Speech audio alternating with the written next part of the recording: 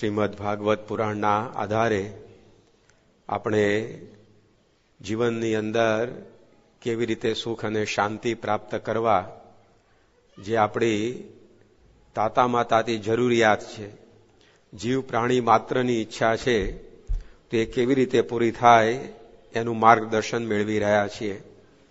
ભાગવતે આપણને સમજાવ્યું કે જ્યારે આપણું મન ભગવાનના સ્વરૂપમાં આપણે નિમગ્ન કરીએ છીએ, એમની ભક્તિ કરીએ છીએ, ત્યારે જ આપણા જીવનમાં એ સુખ અને શાંતિ એ આવે છે. શ્વેતાશ્વેતર ઉપનિષદમાં ઋષિઓએ મંત્ર લખ્યો છે કે યદા ચર્મવદ આકાશમ વેષ્ટયિષ્યંતિ માનવાહા તદા દેવમ અવિજ્ઞાય દુઃખસ્યાંતો ભવિષ્યતિ. કે જ્યારે મનુષ્ય આકાશને એક વસ્ત્રની જેમ પોતાના શરીર ઉપર લપેટી લેવા સમર્થ થશે, ત્યારે એ ભગવાનને જાણ્યા વગર સુખી થઈ શકશે. એનો અર્થ શું થયો? આકાશ છે અને કોઈ દિવસ આપણે કપડાની જેમ આપણા શરીર ઉપર પહેરવા સમર્થ થવાના છીએ ખરા? દરજી ખાલી 5 ઇંચ લાંબુ પેન્ટ કરી આપે તો ચાલતા ચાલતા ગબડી પડાય એવું છે. તો આટલું મોટું આકાશ એને એક વસ્ત્રની જેમ, એક શાલની જેમ ક્યારે આપણા શરીર ઉપર પહેરી શકવાના? એ અશક્ય છે.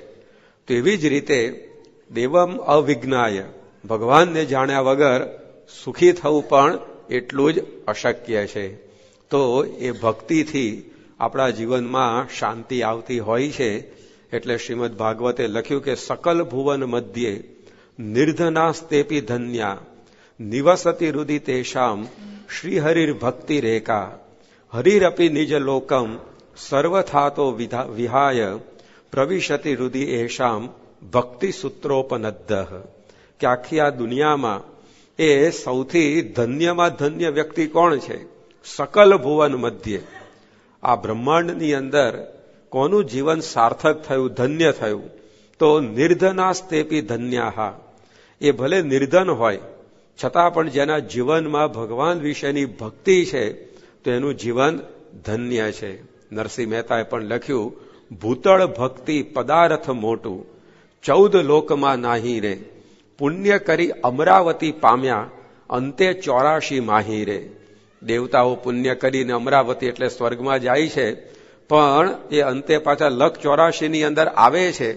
જ્યારે વાત કરી કે ભૂતળ ભક્તિ પદાર્થ મોટું 14 લોકમાં નાહી રે, 14 લોકની અંદર આ ભગવાનની ભક્તિ જેવું એ કોઈ તત્વ નથી. આવી ઉત્તમ વાત એ ભગવાનની ભક્તિ છે, પરંતુ એને કેવી રીતે કરવી એ શ્રીમદ ભાગવત અહીંયા સમજાવે છે. આપણે આપણી રીતે ભક્તિ કરીએ તો એનાથી આ ફળ પ્રાપ્ત થતું નથી, પરંતુ જે રીતે થવું જોઈએ એ રીતે કાર્ય કરીએ તો એમાંથી ફળ મળે છે. Method max difference. જે રીત છે એના આધારે ભેદ બધો પડતો હોય છે. તો એમાં જુદી જુદી ભક્તિની રીતો શ્રીમદ ભાગવત આપણને સમજાવી રહ્યું છે. પહેલા દિવસે સંત સમાગમમાં રહીને ભક્તિ કરવી એ વાત એ આપણને સમજાવવામાં આવી. ત્યાર પછી ધર્મ સહિત ભક્તિ કરવી એ વાત ભાગવતે આપણને પરીક્ષિત અને કલિયુગના પ્રસંગ દ્વારા સમજાવી. ત્યાર પછી ગઈકાલે જનક રાજા અને નવ યોગેશ્વરોના વાર્તાલાપ દ્વારા જ્ઞાન સહિત ભક્તિ કરવી એ વાત આપણને ભાગવતે સમજાવી. અને જ્ઞાન એટલે દુનિયાનું જ્ઞાન નહીં, સ્કૂલો કોલેજોમાં અનંત પ્રકારનું જ્ઞાન એ બધું આપવામાં આવે છે, પરંતુ એ જ્ઞાન નહીં, પણ સાંખ્ય જ્ઞાન, કે આ જગત નાશવંત છે, આ દેહ નાશવંત છે, દેહ સંબંધી પદાર્થો પણ બધા નાશવંત છે. આવું જ્ઞાન સમજીને ભક્તિ કરીએ તો એ ભક્તિ ટકે છે. બાકી આવું જ્યારે જ્ઞાન ન હોય ત્યારે જગતમાંથી વૃત્તિ ઉખડવી અને ભગવાનમાં ચોંટવી એ અઘરી છે. પણ જ્યારે બધું જ નાશવંત મનાઈ ગયું, ખોટું મનાઈ ગયું, પછી ક્યાંથી એમાં મન જવાનું છે? જેમ આપણે જોઈએ છે કે ઘણીવાર ઉનાળામાં પેલા ઝાંઝવાના પાણી આપણને દેખાય છે. આમ દૂર રસ્તા ઉપર તમે જુઓ તો પાણીના સરોવર ભર્યા એવું લાગે, અને એને જોઈ અને પેલા મૃગલા છે એ દોડતા હોય કે આપણે આ પાણી પીને આપણી તરસ छिपाવીએ. પરંતુ માણસ છે એ પાણી જોઈને દોટ ન મૂકે, કારણ કે એને ખબર છે કે આ પાણી દેખાય છે ખોટું છે, એ મૃગજળ છે. તો ગમે તેટલું આપણને આમ પાણી દેખાતું હોય તો એ લેવા આપણું મન લલચાતું નથી, કારણ કે ખોટું થઈ ગયું. ઘણીવાર ગાડીઓમાં પ્લાસ્ટિકની દ્રાક્ષ ને સફરજન બધું લોકો લટકાવતા હોય છે. હવે આપણે ગમે તેટલા ભૂખ્યા થયા હોઈએ તો આપણને વિચાર લાવો આમાંથી 2 દ્રાક્ષ તોડીને ખાઈએ, કારણ કે ખબર છે કે ભાઈ આ ખોટી દ્રાક્ષ છે, આમાં કઈ હાથમાં આવવાનું નથી. તો આપણે ભૂખ્યા થયા હોઈએ તો પણ એમાં આપણું મન જાય નહીં. અને નાના બાળકો હોય એમ ગળા સુધી ધરીને બેઠા હોય તો એ દ્રાક્ષનું ઝુમખું જોઈને તરત હાથ નાખે, લાવો 2 દાણા લઈ લો, કારણ કે એને અજ્ઞાન છે, એને સાચું મનાયું છે. અને આપણે ભૂખ્યા થયા હોય તો આપણને ખોટું મનાયું છે તેમાં મન જતું નથી. એમાં જગત પણ આવું ખોટું છે, નાશવંત છે એવું જયારે સમજાય ત્યારે જનકની જેમ રાજ્યની પ્રવૃત્તિ કરીએ તો પણ રાજ્યનું બંધન થાય નહીં. તે પહેલું જ્ઞાન. હવે બીજું જ્ઞાન કયું સમજવાનું છે ભગવાનની ભક્તિ કરતા કરતા, એની વાત શ્રીમદ ભાગવતના 5મ સ્કંદમાં જડ ભરતના આખ્યાન દ્વારા એ સમજાવવામાં આવે છે. એકવાર પ્રસંગ એવો બન્યો કે આંગીરસ ગોત્રની અંદર એક પવિત્ર બ્રાહ્મણ દંપતી રહેતું હતું. અને ગૃહસ્થ ધર્મના જે કંઈ પણ બધા નિયમ હોય એ પ્રમાણે આ દંપતી પોતાનું જીવન એ વ્યતીત કરી રહેલા. એમાં સમય જતા આ દંપતીના ત્યાં આવી પ્રકારે 9 પુત્રો થયા. અને બીજી એક એમની પત્ની હતી, એના થકી એમને એક પુત્ર અને પુત્રી એ રીતે જોડિયા બાળકોનો જન્મ થયો. હવે એમાં જે પ્રકારે અંતિમ જન્મની અંદર જે પુત્ર અવતર્યો એ પોતે જન્મતા વેત એકદમ આવી રીતે ઉન્મત્તની જેમ, જાણે જગતની અંદર એને કોઈ ગતાગમ પડતી જ નથી એ રીતે પોતાનું જીવન જીવતો હતો. ધીરે ધીરે મોટો થયો. પિતાને એના પ્રત્યે ઘણો સ્નેહ હતો. પિતાને ઈચ્છા એવી રહેતી કે આ છોકરાને હું ભણાવી ગણાવીને મોટો કરું.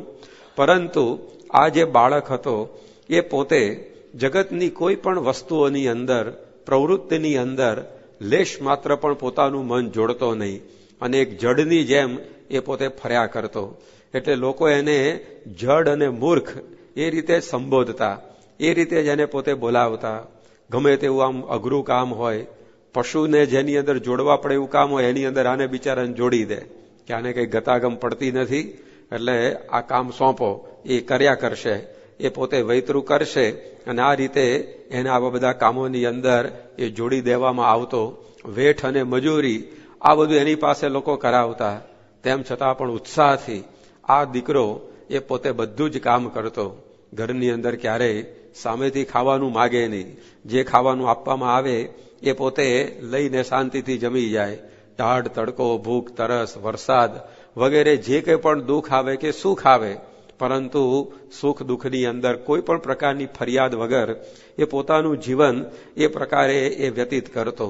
કપડાઓનું પણ કોઈ એવું ધ્યાન રાખે નહીં. કપડાઓ મેલા ગેલા થઈ જાય તો પણ એની કોઈ પડી નહોતી.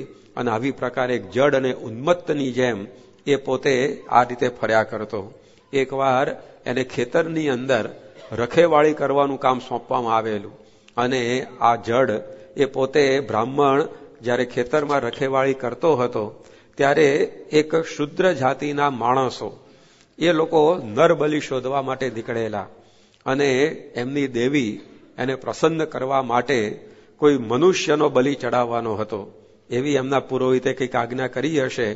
એક નર પશુને એ લોકો બલિ ચડાવવા માટે લઈ જતા હતા, પરંતુ લાગ મળતા જેને પકડીને જતા હતા એ પોતે ભાગી છૂટેલો. એટલે કોઈ બીજો નર બલિ, કોઈ બીજો મનુષ્ય દેવીને ચડાવવા માટે આ લોકો નીકળેલા. ક્યાં આગળ શોધી અને ક્યાં આગળ મળે એ પ્રકારે બધું પ્રયત્ન ચાલી રહેલો. એમાં આ જડ બ્રાહ્મણ ખેતરની રખેવાળી કરતો. અડધી રાત્રિને સમય એ ખેતરની અંદર બેઠો હતો. ત્યાં આગળ આ બધા ભીલ માણસો આવી ચડ્યા અને એમણે જોયું કે આ વ્યક્તિ એ આપણા દેવીને ચડાવવા માટે યોગ્ય છે, એટલે એને દોરડાથી બાંધી અને પોતાની વસાહતની અંદર એ લોકો લઈ ગયા. ત્યારબાદ પોતપોતાની જે કુળની રીત રસમ હતી એ પ્રમાણે વિધિપૂર્વક આ જડ બ્રાહ્મણનો અભિષેક કરવામાં આવ્યો. સ્નાન કરાવીને એને નૂતન વસ્ત્રો પહેરાવવામાં આવ્યા. જુદી જુદી પ્રકારના ધૂપ દીપ આથી એનું પૂજન કરવામાં આવ્યું. અને ત્યાર પછી આ રીતે ત્યાં આગળ દેવીનું જે મંદિર હતું ત્યાં આગળ એને ઢોલ નગારા વગાડતા વગાડતા દેવીને ચઢાવવા માટે એ લઈ જવામાં એ આવી રીતે આવી રહેલો. અને એ સમયની અંદર જ્યાં દેવીની મૂર્તિ આવી ત્યારે એનું મસ્તક દેવીના ચરણ આગળ નમાવી એની ઉપર એ આ પ્રકારે ખડકથી એનું મસ્તક ધડથી જુદું કરી નાખવા માટેની હવે તૈયારીઓ થઈ રહી છે. તેમ છતાં પણ આ જડ બ્રાહ્મણના મુખારબિંદ ઉપર લેશ પણ એ ભાવફેર થતો નથી. હમણાં મરવાનું છે તેમ છતાં પણ એના ચહેરા ઉપર કોઈ વ્યગ્રતા નથી અને એકદમ સ્થિર થઈને એ પોતે ત્યાં આગળ ઊભો છે. તે વખતે લોકોને આશ્ચર્ય થયું કે માણસને જ્યારે મરવાનું આવે ત્યારે તો એના જીવનની અંદર ઘણી બધી ગભરામણ થઈ જાય, એ ડરી જતો હોય છે અને આને તો ખડકથી આપણે મારવા તૈયાર થયા છે છતાં પણ એનું રૂવાડું ફરકતું નથી. આ કેવી પ્રકારની વ્યક્તિ છે કે જે પોતે મૃત્યુથી પણ ડરતો નથી. તો આવી પ્રકારે નિર્ભય થઈને એ જડ બ્રાહ્મણ ત્યાં દેવીની મૂર્તિ સમક્ષ પોતાનો બલિ ચડાવાઈ રહ્યો છે ત્યારે પણ ઊભો છે, કારણ કે એના જીવનની અંદર એ પ્રકારનું આત્મજ્ઞાન એ સિદ્ધ થયું છે.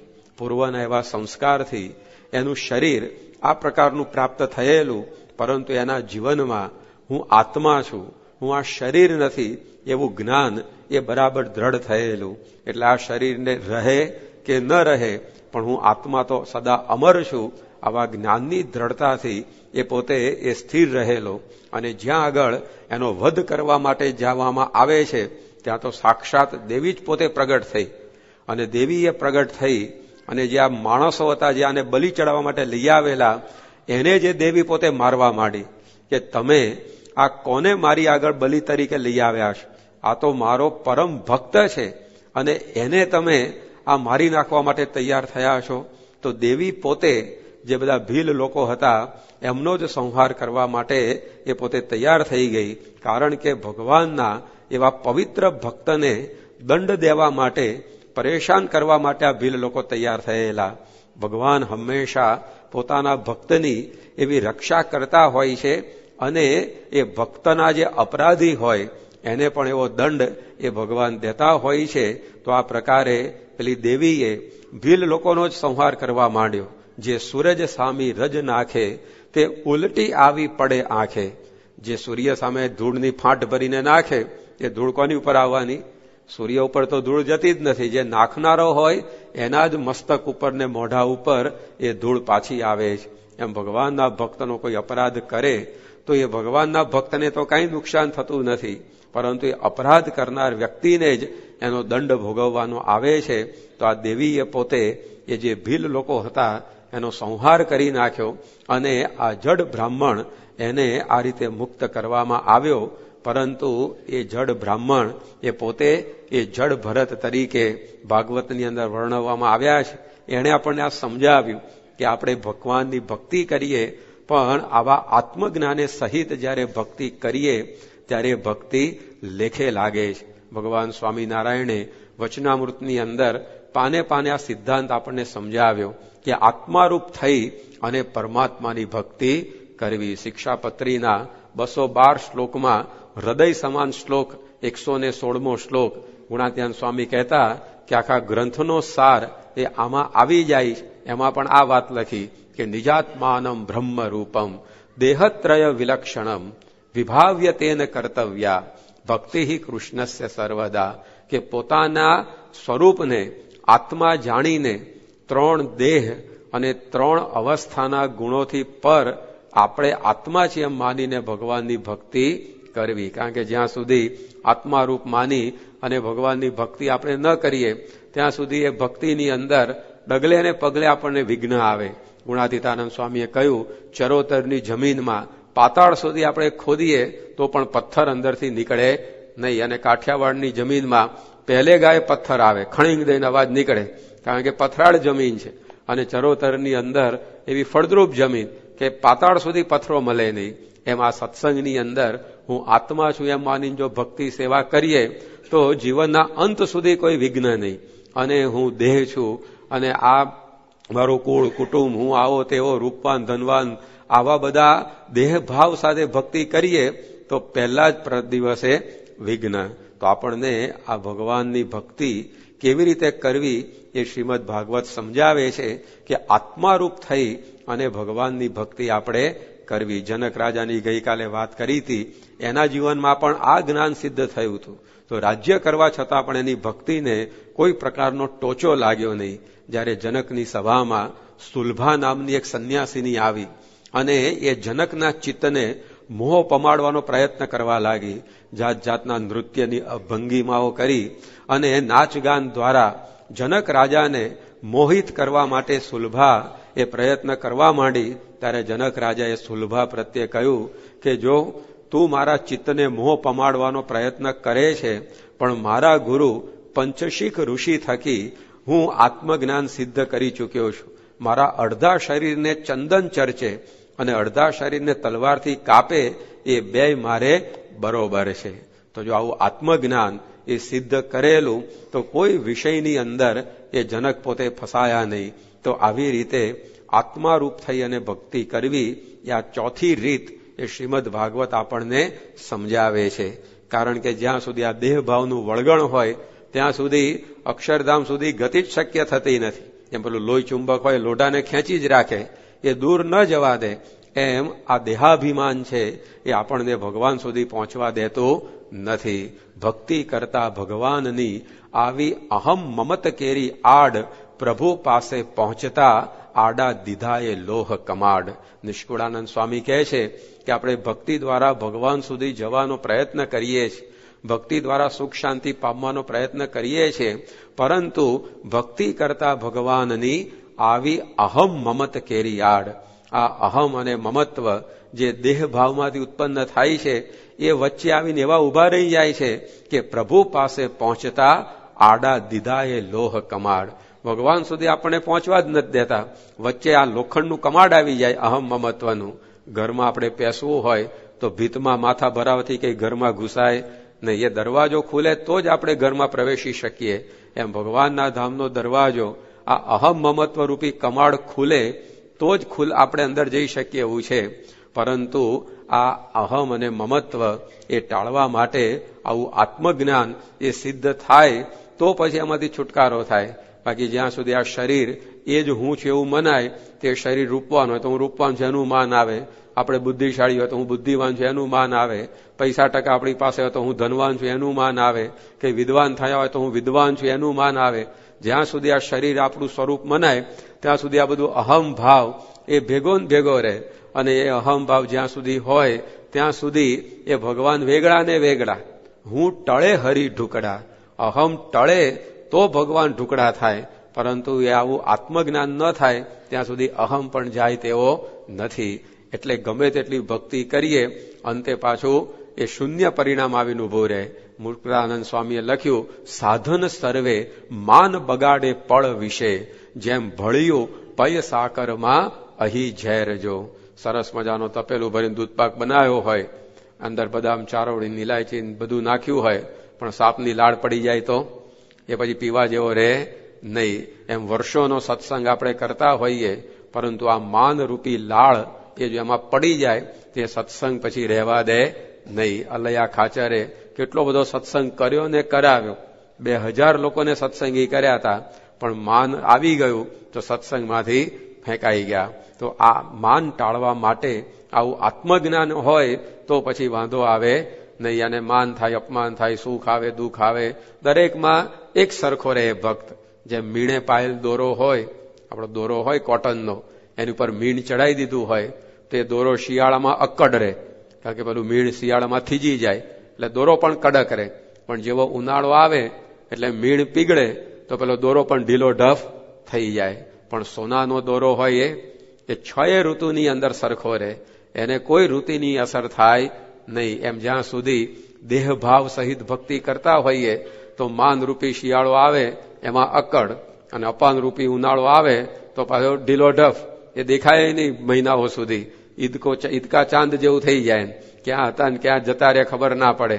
પરંતુ જો આત્મજ્ઞાન સહિતની ભક્તિ હોય, સોનાનો દોરો, પછી એને માન થાય, અપમાન થાય, કાંઈ વાંધો ના આવે. જેમ શિવલાલ શેઠ હતા, હવે કેટલા મોટા ભક્તરાજ, પરંતુ એકવાર સભાની અંદર બેઠા હશે અને એ વખતે એમને મોંમાં સોપારી ચાવવાની ટેવ, એટલે નાનો કટકો મોઢા મૂકી રાખેલો અને કટ કટ એનો અવાજ આવ્યા કરે. તો ગુણાતીતાનંદ સ્વામી કથા કરતા હશે અને એ વખતે ગામડાઓમાં તો શાંતિ ઘણી હોય એટલે થોડોક અવાજ થાય તોય સંભળાય, અને આ કટ કટ અવાજ આવ્યા કરે. એટલે ગુણાત્યાન સ્વામીએ સીધું જ વાતમાં વાત કરીને પૂછ્યું કે આ સભાની અંદર હાડકું કોણ ચાવે છે?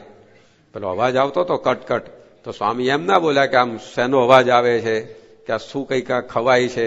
સ્વામીએ સીધું જ વાત કરી કે હાડકું કોણ ચાવે સભાની અંદર. આ જ્યાં વાત સાંભળી શિવલાલ શેઠ તરત ઉભા થયા. એ બહાર ગયા, સોપારી મોંમાંથી થૂકી કાઢી, પછી હાથમાં જળ લઈને સંકલ્પ કર્યો કે સ્વામી, હવે આ સોપારી ખાય તે હરામ. આ સોપારીના લીધે તમારો કુરાજીપો મારે વહોરવો પડ્યો ને, મારે હવે આ જોઈએ જ નહીં. એમ કરીને સોપારી ન ખાવાનો નિયમ લઈ લીધો અને સભાની અંદર વળી પાછા કથા સાંભળવા માટે બેસી ગયા. તો જો આવું સ્વામીએ ટોક્યા એમને તો પણ અપમાન લાગ્યું નહીં. નહીતર તો થઈ જાય ને, આવા મોટા ભક્ત હોય અને આવી રીતે ભર સભાની અંદર ટોકવામાં આવે તો આપણે ઉભા તો થઈએ અને હાથમાં જળ લઈને સંકલ્પ કરીએ, અધ્યાત્ર માસો તમે માસે શ્રાવણ માસે કૃષ્ણ પક્ષે દ્વિતીયામ તીથો. આ મંદિરમાં પગ મૂકે બીજો. હવે કે આ સ્વામી આટલી બધી આપણે સેવા કરીએ, ધર્માદો લખાઈએ અને આપણના વિશે સભામાં ટોક્યા. કેવું હોય તો જયારે એકાંતમાં કહેવું જોઈએ, સ્વામીને કઈ વિવેક નથી, કેટલું બધું આપણા મનમાં થઈ જાય. પણ અમને અપમાન જ ના લાગ્યું.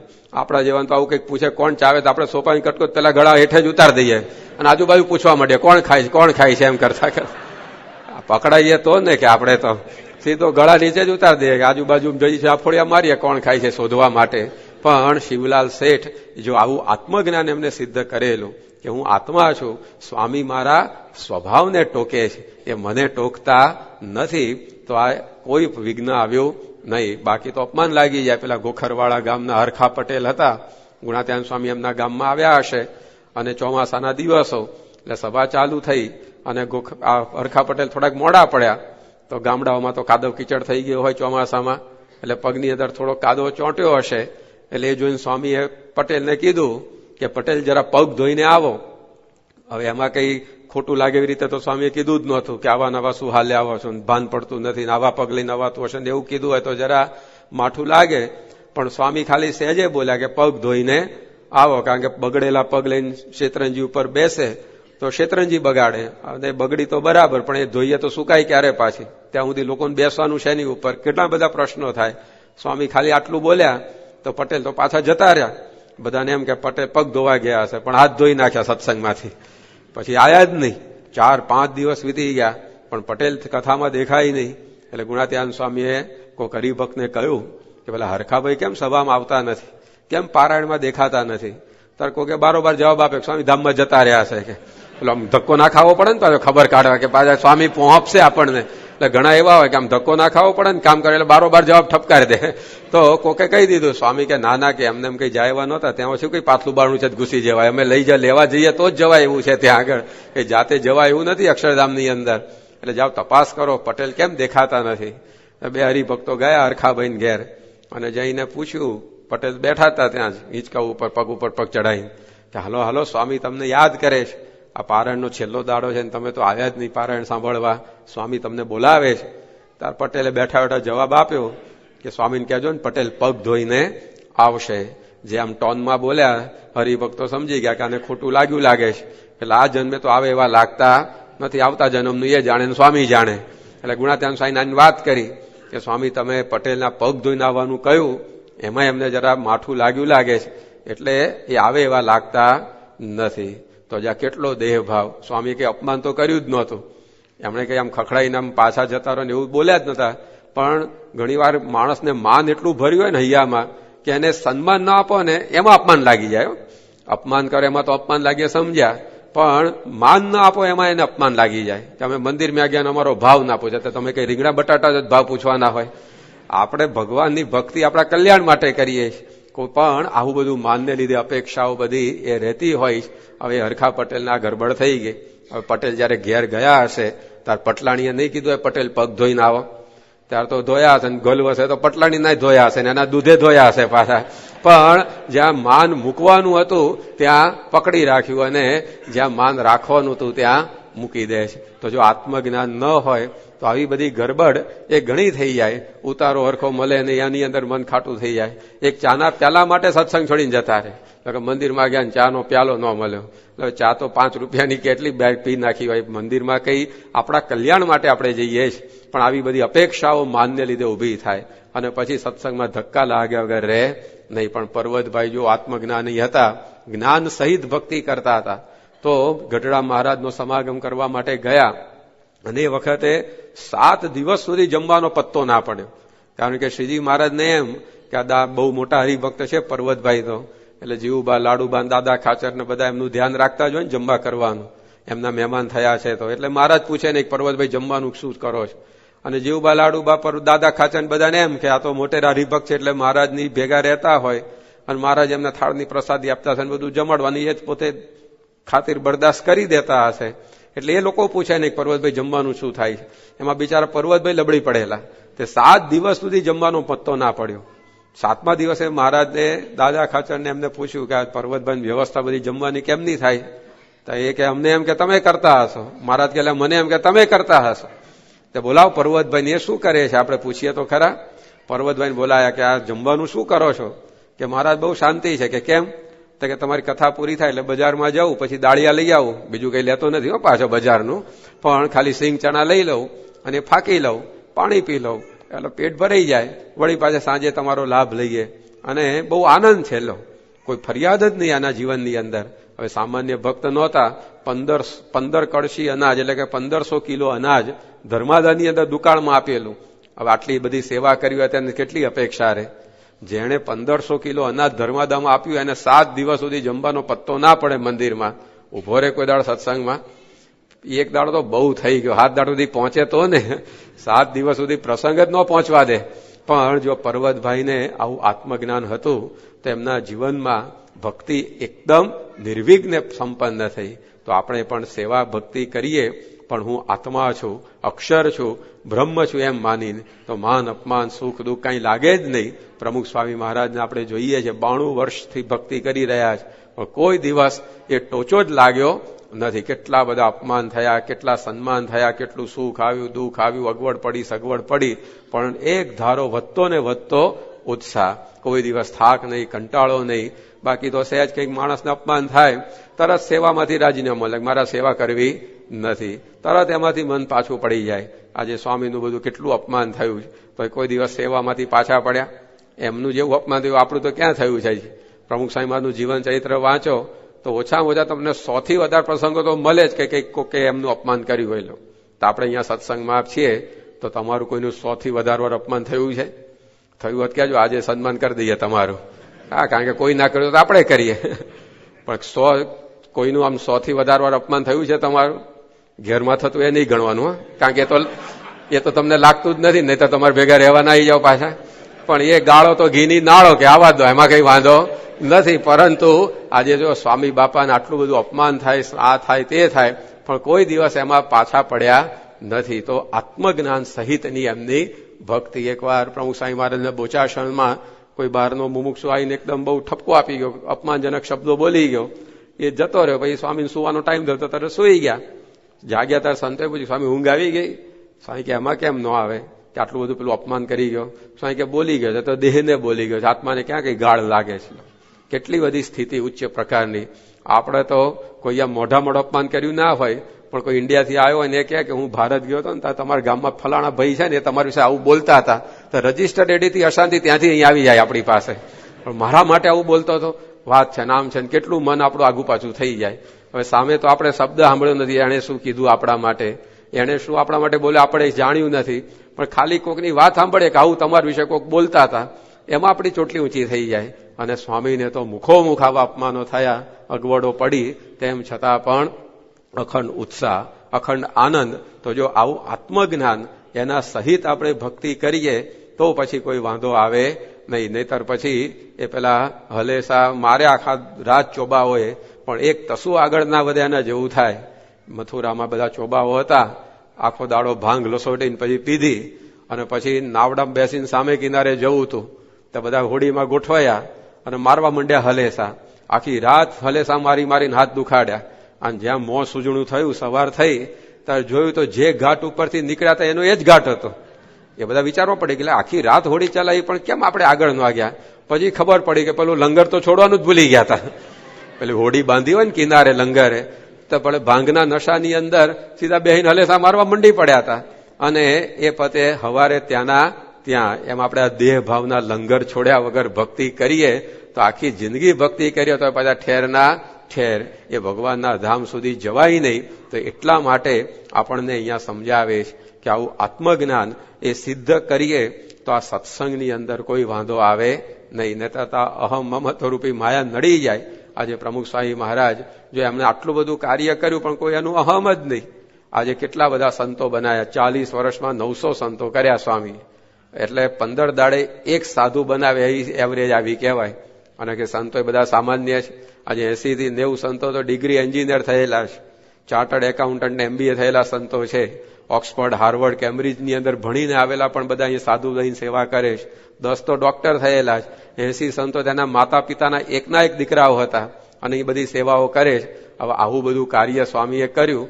કોઈ કહે કે સ્વામી તમે તો ગજબ કાર્ય કર્યું. સ્વામી શું બોલે, આ તો યોગી બાપાનો સંકલ્પ હતો કે 700 સાધુ થાય એટલે થયા જ, અમારાથી કઈ થતું નથી. તો જો આટલું બધું એમનાથી થાય પણ લેશ અહમ એનું આવતું નથી. આપણે તો એક જણને જો કંઠી પહેરીને સત્સંગમાં લાવતો કર્યો ને 15 વર્ષ સુધી એને યાદ કર્યા કરીએ. આવે એવો જ નહોતો. આ તો હું ભાઈ વાતો કરીને લઈ આવ્યો મંદિરમાં એને, બાકી એને ક્યાં સત્સંગ થાય એવો જતો. લો સહેજ આપણે કંઈક કરી એનું માન આવી જાય. સ્વામી આટલું બધું કરે તો એ માન નહીં. કેટલા મંદિરો, 40 વર્ષમાં 1000થી વધારે મંદિરો બાંધ્યા. પૃથ્વી જ્યારથી અસ્તિત્વમાં આવી ત્યારથી અત્યાર સુધી કોઈ એક વ્યક્તિએ સૌથી વધારે ધર્મસ્થાનોનું નિર્માણ કર્યું હોય તે આ પ્રમુખ સ્વામી મહારાજે કર્યું. અને એટલા માટે ગિનિસ બુક ઓફ વર્લ્ડ રેકોર્ડ્સમાં સ્વામીનું નામ આવ્યું. ગિનિસ બુક ઓફ વર્લ્ડ રેકોર્ડે 4 વાર નોંધ લીધી કે દુનિયાનું સૌથી મોટું એક્સટેન્સિવ ટેમ્પલ દિલ્હીનું અક્ષરધામ કોણે બાંધ્યું કે પ્રમુખ સ્વામી મહારાજ. સૌથી વધારે મંદિરો બાંધ્યા હોય, ધર્મસ્થાનો બાંધ્યા કોણે બાંધ્યા? પ્રમુખ સ્વામી મહારાજે. સૌથી મોટો અંકુટ કોઈ પણ જગ્યાએ વિશ્વમાં થતો હોય તો એ BAPS મંદિરમાં. એના નિર્માતા કોણ? તો કે પ્રમુખ સ્વામી મહારાજ. 4 વખત નામ આવ્યું ગિનિસ બુકમાં. એ વર્લ્ડ રેકોર્ડ છે. એક વ્યક્તિનું 4 વખત નામ આવે ગિનિસ બુકમાં. પણ આટલું બધું જયારે સ્વામીએ કર્યું પણ કોઈ એમને વાત કરે કે તમે આ બહુ ભવ્ય અક્ષરધામ બાંધ્યું, અમેરિકા મંદિરો કર્યા, સ્વામી આ જ વાત કરે કે યોગી બાપાનો સંકલ્પ ને હરિભક્તોની સેવા અને મહારાજના આશીર્વાદથી બધું થાય. તો પોતા ઉપર લેવાની કોઈ વાત જ નહીં. અને નહીં જો માન આવતું જ નથી, કારણ કે હું આત્મા છું એમ માની ભક્તિ કરે છે તો સ્વામીના જીવનની અંદર આવું અહમ શૂન્ય જીવન. બાકી આવું જો જ્ઞાન ન હોય ને ભક્તિ કરતા હોઈએ તો માનમાંથી જ ઊંચો ના આવે. એમ ખાલી પંખો મંદિરમાં ભેટ આપે, 3 પાંખ્યા પર નામ લખાવડાવે કે અને 3 પેઢી નામ, ચતુરભાઈ, હાથીભાઈ, બિન, રતિભાઈ તરફથી સપ્રેમ ભેટ. પાછા એ પંખા નીચે આપણે બેઠા હોય તો લોકોને કહે જો આપણી હવા ખાય, જેના બાપની હવા હોય એમ.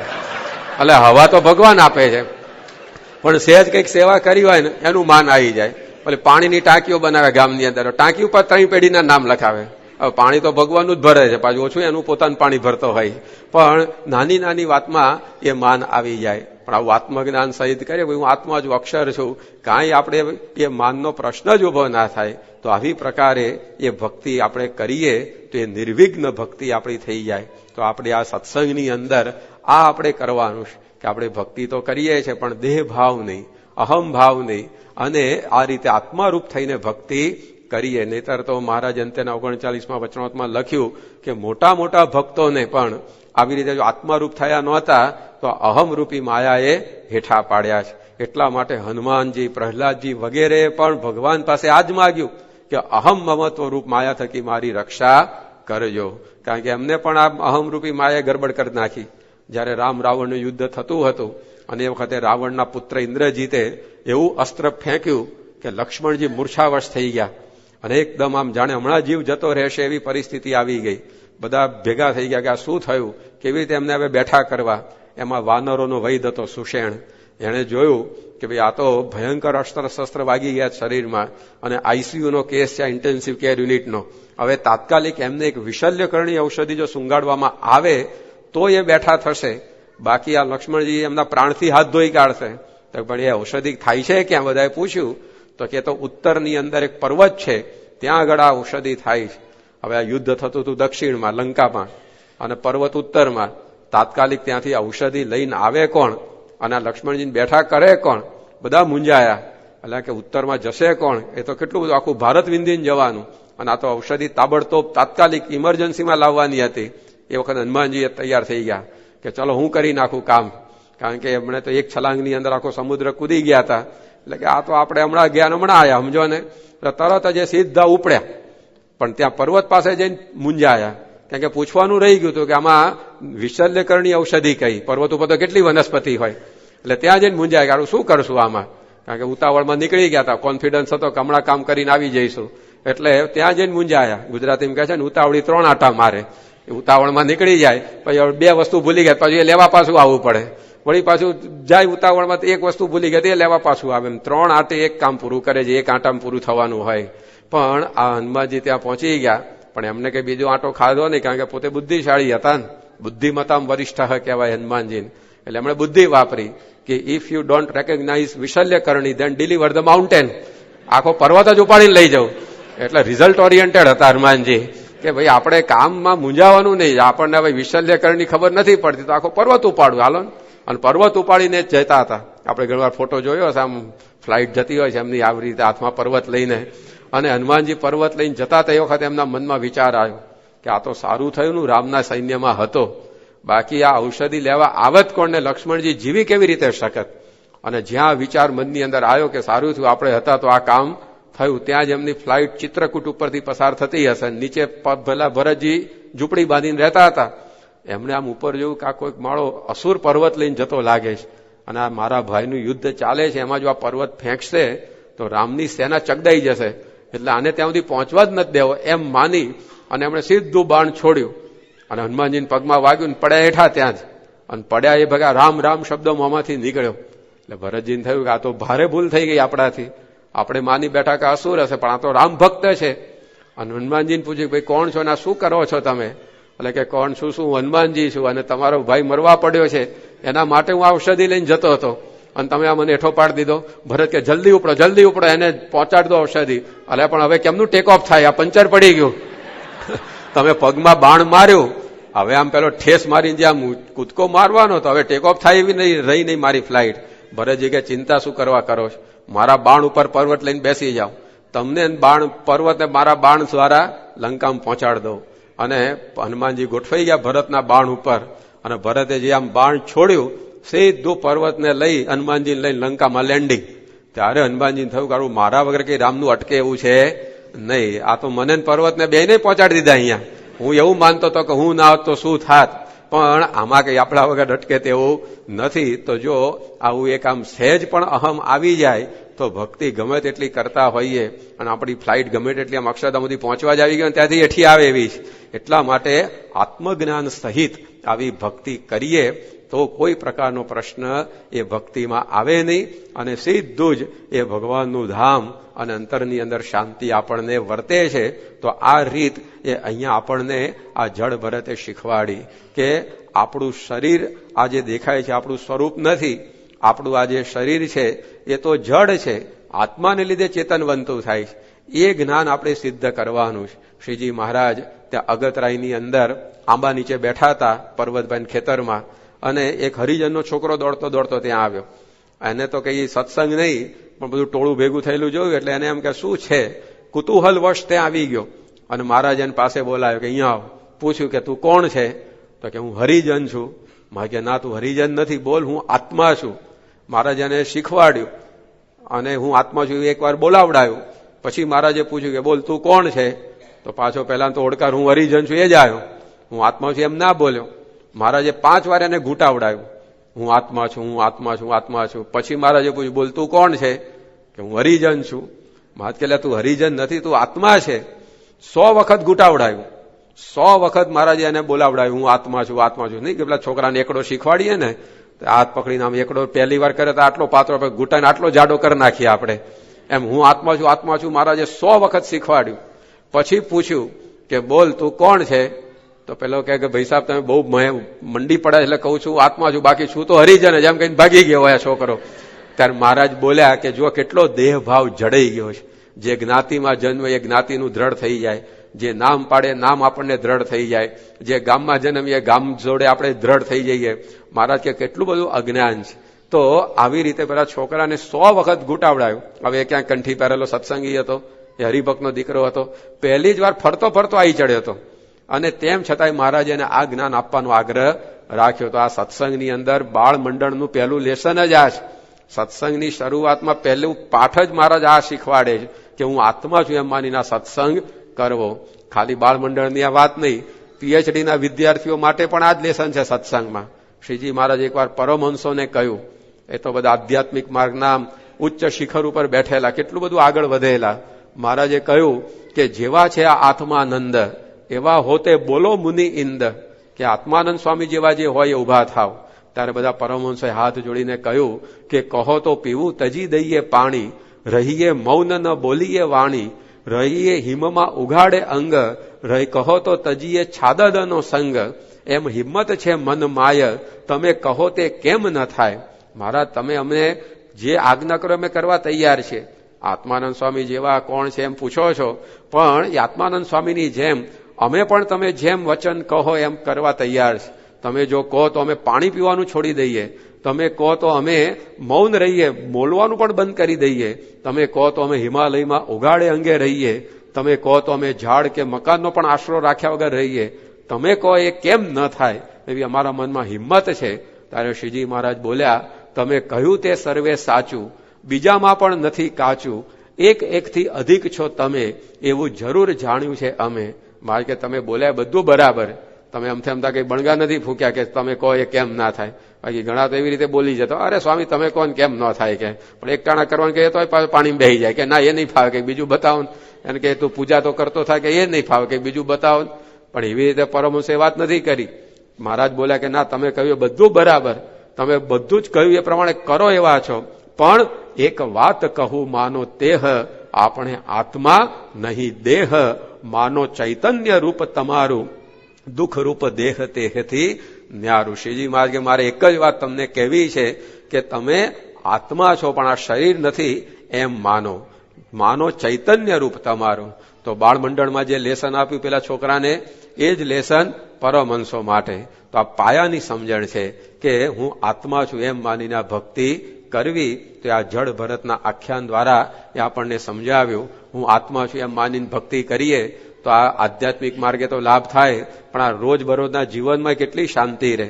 આજે આપણે હું આત્મા છું એમ ભૂલી ગયા છીએ, એટલે જ આ હર્ષ શોકની નદીઓમાં તણાઈએ છીએ. બાકી આત્માના સ્વરૂપનું જો જ્ઞાન થઈ જાય તો પછી આ દુનિયાના પદાર્થો મળે કે ન મળે કોઈ આપણને સુખ દુઃખ થાય નહીં. કારણ કે આત્મામાંથી આપણે સુખ ભોગવીએ છીએ.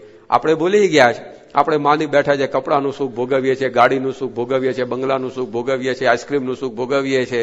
એટલે અંદર આત્મા જે એનું સુખ આવે છે. બાકી ચાલો શરીરમાંથી આત્મા નીકળી જાય પછી મોઢું પોળું કરીને બેસ્કિન એન્ડ રોબિન્સનો આઈસ્ક્રીમ નાખો તો જીભ લપકારા મારશે.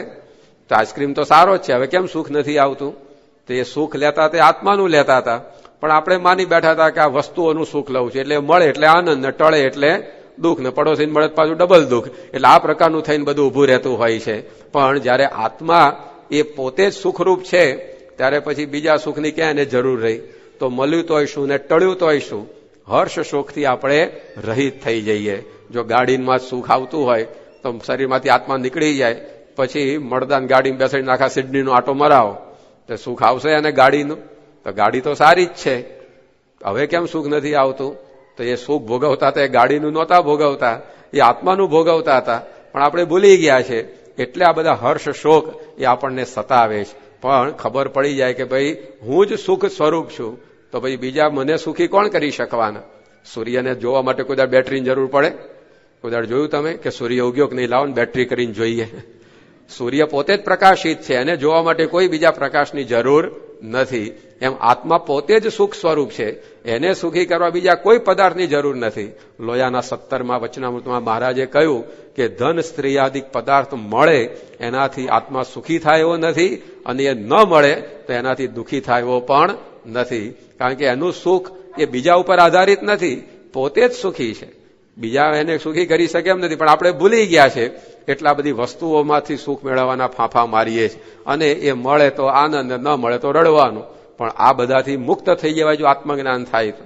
એકવાર એક યુવાનના લગ્ન લેવાયેલા, જાન નીકળવાની તૈયારી હતી, સગા સંબંધીઓ બધા નવા નક્કોર કપડાં પહેરીને ગોઠવાઈ ગયા હતા બસની અંદર, ગાડીઓની અંદર, અને શરણાઈના સૂર વાગતા હતા, ઢોલ નગારા વાગતા હતા, અને બસ હવે આ વરરાજો અંદર બેસે એટલે જાન ઉપડવાની તૈયારીમાં જ હતી.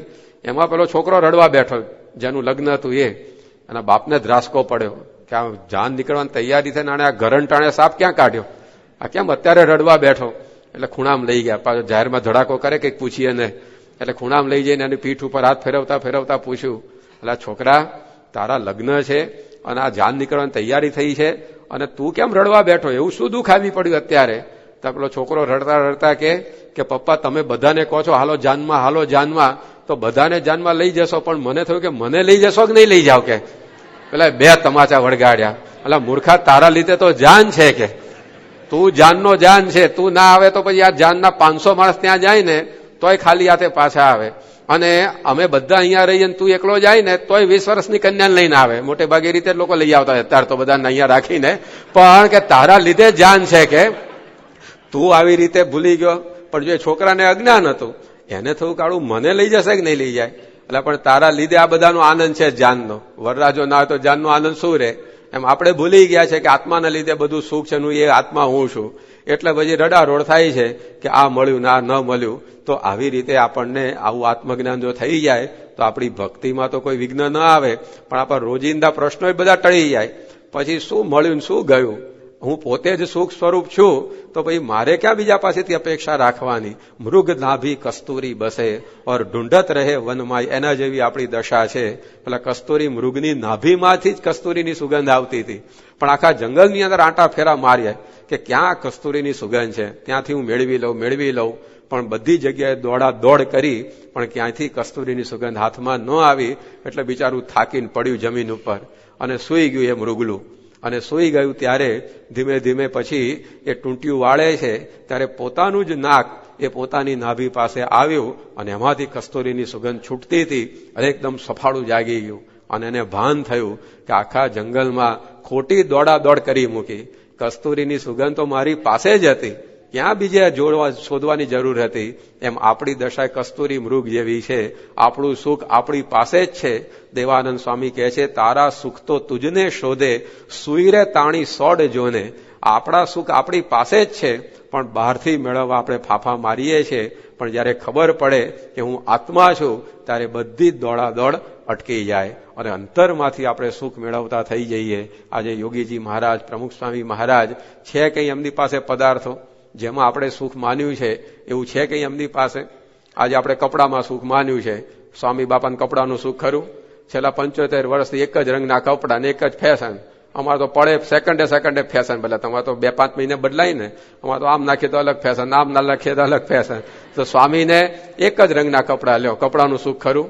આપણે ઘરેણાનું સુખ માન્યું છે, તો સ્વામીની જોડે ઘરેણા છે કઈ? કંઠીને જનોય બે જ એમના ઘરેણા લ્યો, ઘરેણાનું સુખ નથી. આપણે તો ઘણી વાર વાળમાં સુખ માન્યું લોકોને પાછા, એ વાળના સુખ હોય, જાત જાતના પટિયા પાડતા હોય, જાત જાતની ફેશન એની એ ચાલતી હોય. પ્રમુખ સાહેબ મહારાજ એકવાર અટલાદરામાં હતા અને આપણા જ કિશોરો ખાલી ડેમોન્સ્ટ્રેશન કરવા માટે જુદી જુદી 17 કટ માથા ઉપર કરાઈને આવ્યા હતા કે બાર બાપા કેવું બધું ચાલે છે બતાવવા. એક જણાએ ખિસકોલી કટ કરાવી હતી. એટલે ખિસકોલી શરીર ઉપર પટ્ટા હોય ને, અમુકમાં વાળ પાછી ટાલ, પાછા વાળ પાછી ટાલ, આવી કે આ ખિસકોલી કટ કહેવાય. પછી એક જણાએ તપેલી કટ કરાવી હતી, આમ તપેલી મૂકીને વાળ કાપી નાખ્યા હોય ને આજુબાજુથી, તો એવી પ્રકારનું. પછી એક જણાએ ધૂમ કટ કરાવી હતી. એ જમાને એવું કંઈક ફિલ્મ બહાર પડેલું કે સ્વામી આ ધૂમ કટ છે. આવી જુદી જુદી બધી 17 કટ. તો સંતો બધા બાજુમાં એમણે રમૂજ કરી કે બાપા કે આ બધી જ કટ છે ને એ એક કટમાંથી નીકળે છે.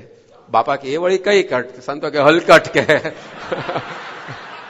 કે જે હલકટ માણસો હોય ને, હલકટ વૃત્તિ હોય, એને આવા બધા વિચારો આવે. બાકી જેને શું કરવાનું છે પોતાના જીવનમાં એ સમજાઈ ગયું હોય, આ બધા પટિયા ફટિયા પાડવામાં કઈ નવરો હોય, ટાઈમ બગાડે. આઇન્સ્ટાઈનનો ફોટો તમે જુઓ, દુનિયાનો મોટો વૈજ્ઞાનિક, પણ એ આઇન્સ્ટાઈનનો ફોટો જુઓ તમને આમ લાગે કે આ માણસને ખબર જ નથી લાગતી કાંસકો શોધાય છે આ દુનિયામાં. તો આવી પ્રકારે જેને પોતાનું કામ અને પોતાનું ધ્યેય આમ ફિક્સ થઈ ગયું હોય, પણ આવી બધી આપણે વાળનું સુખ, બાપાને વાળનું સુખ એ ખરું કઈ? જેમાં આપણે સુખ માન્યું છે, આપણે પૈસાનું સુખ છે કે પૈસો એ કે એમની પાસે તો અખંડ આનંદમાં છે કે નહીં? તો કયું સુખ ભોગવે છે?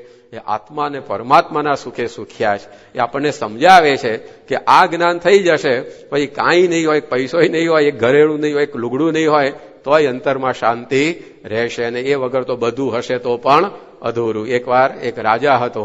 રાજા પાસે તો શું કમી હોય, બધી જ પ્રકારની સુખ સંપત્તિ સાહેબી હતી, પણ તેમ છતાંય અંતરમાં ખાલીપો, અંતરમાં અસંતોષ, અધૂરપનો અહેસાસ એ બિચારાને પીડતો હતો. અને એ વખતે એના શહેરમાં એક મહાત્મા આવ્યા. રાજા એમના પગ પકડ્યા અને સંતને વાત કરી કે મારી પાસે બધું જ છે, તેમ છતાં પણ અંતરની અંદર અજંપો, ઉચાટ, ઉદ્વેગ રહ્યા કરે છે. સુખી થવું એવો કંઈક ઉપાય બતાવો. ત્યારે પેલા સંતે કહ્યું કે સુખી થવું તો બહુ સહેલું છે. અરે કે શું સહેલું છે, આટલો મોટો મહેલ બાંધ્યો તોય થયો નથી ને, કે આખા શહેરમાં ક્યાં એવી ગાડી લઈ આવતો હોય સુખી થયો નથી, તમે કહો સહેલું છે. ત્યારે પેલા સંતે કહ્યું કે જો સુખી થવા બીજું કાંઈ કરવા નથી, તમારા રાજ્યમાં જે સુખીમાં સુખી માણસ હોય ને એનું ખમીસ તમે પહેરી લો એટલે તમે સુખી થઈ જશો. રાજા કહેલું આટલું સહેલું છે સુખી થવું? કે હા, આટલું જ કરવાનું. જે તમારા રાજ્યમાં સુખીમાં સુખી વ્યક્તિ હોય, જેને કોઈ પ્રશ્ન ન હોય, એનું ખમીસ મંગાઈને તમે પહેરો એટલે તમે સુખી. રાજાએ તો 10 દિશામાં સિપાહીઓને દોડાયા કે જાઓ આપણા રાજ્યમાં જે સુખીમાં સુખી હોય એનું ખમીસ લઈ આવો, મારે સુખી બનવું છે. સૈનિકો ઉપડ્યા. સૈનિકો બધા આપણા જેવા જ કે જે મોટા બંગલામાં રહેતા હોય ને એ સુખી હશે, એટલે પેલા એ લોકોને ચાલે ડિરેક્ટરીમાંથી નામ ગોતીને બધાને પૂછે કે ભાઈ તમે સુખી છો? પેલા કે આમ તો જો મારે કઈ પ્રશ્ન નથી, લાડી છે, વાડી છે, ગાડી છે, પાડી છે, બધું છે, પણ કઈ ચાલુ કરે વ્યથાની કથા. એટલે પેલા સૈનિકો કે ના ભાઈ, આ ભલે બંગલામાં મહેલમાં રહે છે પણ આ પાછો સંપૂર્ણ સુખી તો નથી, ચાલો બીજે. પછી જે સુટેડ બુટેડ સેન્ટેડ થઈને ફરતા હોય એ લોકો સુખી હશે એમ માનીને લોકોને પકડ્યા કે હારા હારા કપડાં પહેરી નાચગાન કર્યા કરે છે બધા. એટલે એમને પૂછે કે તમે સુખી છો? પેલા કે આમ તો કોઈ પ્રશ્ન નથી, પણ કઈ પાછી ચાલુ કરે કેસેટ પોતાની કે ચાલો આ પણ આપણા કામનો નથી. આખા નગરમાં ફરી વળ્યા. એક માણસ એવો મળે નહીં કે આ જેને કોઈ પ્રશ્ન ના હોય. કંઈક ને કંઈક તો કોકને કંઈક ને કંઈક દખલ તો ચાલતી જ હતી. એટલે સૈનિકોને થયું કે હાલો આપણે પાછા મહેલમાં જઈએ અને રાજાને કહી દઈએ કે રાજા તમારે કઈ ચિંતા કરવા જેવી નથી, બધા તમારા જેવા જ ભેગા થયા છે. All are sailing in same boat, સૌ એક નાવ કે મુસાફિર હે. આવું ઘણીવાર જો માણસને જ્ઞાન થઈ જાય ને તો અડધી એની અશાંતિ દૂર થઈ જાય. જોજો, બીજા બધા આપણા જેવા જ છે એવું જો એને થાય તો પાછું અડધું દુઃખ ઓછું થઈ જાય. ધારો કે એક સોસાયટી હોય, એમાં 10 જણ રહેતા હોય, એમાં 10 જણ સ્કૂટર ઉપર ફરતા હોય તો કોઈને પ્રોબ્લેમ નહીં હો. પણ એમાં જો એક જણ ગાડી લાવે તો 9 સ્કૂટર વાળા દુઃખી થઈ જાય. પાછા આ ક્યાંથી લઈ આવ્યો કે ગાડી, કઈક આગુ પાછું કાળું ધોળું કરે. જે કર્યું હોય તારા પેટ્રોલમાંથી ઓછો ગાડી ચલાવવાનું, તું છાનવાનું સ્કૂટર ચલાવવાનું તારું, પણ એને અશાંતિ થઈ જાય. એમાં ભગવાનની જો દયા થાય અને 10 જણ જોડે ગાડી થઈ જાય તો પાછું ઓલ રાઈટ, કોઈ પ્રોબ્લેમ નહીં. પણ એમાં 10 જણ જોડે હોન્ડા સિટી અને એક જણ જો રોસ લઈશ લઈ આવે તો 9 પાછા હોન્ડા વાળા દુઃખી. આ પાછું હારી ગાડી ક્યાંથી લઈ આવ્યો? તો આપણું સુખ દુઃખ એ મોટે ભાગે લોકો ઉપર જ આધાર રાખતું હોય છે. આપણે જાતે તો બહુ ઓછા સુખી દુઃખી થતા હોઈએ. એટલે પેલા સૈનિકોને થયું કે આપણે રાજાને જઈને કહી દઈએ કે બધા તમારા જેવા જ ભેગા થયા છે, દરેકને કંઈક ને કંઈક ખીલી બૂટમાં ભગવાને મૂકી આપી છે, બધાને ખૂંચે જ છે કંઈક ને કંઈક, એટલે તમે ચિંતા ના કરો. આવું વિચારીને પાછા આવતા હતા ત્યાં રસ્તામાં જંગલ આવ્યું. એક નદી પસાર થતી હતી, બાજુમાં મોટો વડ હતો. સૈનિકો રજડપાટ કરીને થાક્યા હતા. એમણે વિચાર્યું કે આપણે થોડુંક નદીમાં નાહીએ, નાસ્તા પાણી કરીએ, આરામ કરીએ ને પછી જઈએ. એટલે એ રીતે બધા પડાવ નાખીને ત્યાં બેઠા હતા. એમાં એક વ્યક્તિ ત્યાં નદીમાં નાહવા માટે આવી. ત્યારે સૈનિકે એને જોયું અને એને વિચાર આવ્યો કે આને આપણે પૂછવાનું બાકી રહી ગયું છે કે સુખી છે કે નહીં, કારણ કે આપણે આખા શહેરમાં ફર્યા પણ અહીંયા તો કઈ આપણે પૂછ્યું જ નથી, તો લાવો આપણે એને પૂછી લઈએ. તો બીજો કે ભાઈ મૂકને પૂછવાનું માથાકૂટ, આ મહેલોમાં રહેનારા દુઃખી ભાળ્યા, ગાડીઓમાં ફરનારા દુઃખી ભાળ્યા, આ હારા હારા કપડાં પહેરીને સેન્ટ છાંટીને ફરનારા દુઃખી ભાળ્યા, આ જોડે તો કાંઈ છે જ નહીં, ઝૂંપડામાં રહે છે, આને તો કોઈ પ્રશ્નનો પાર નહીં હોય.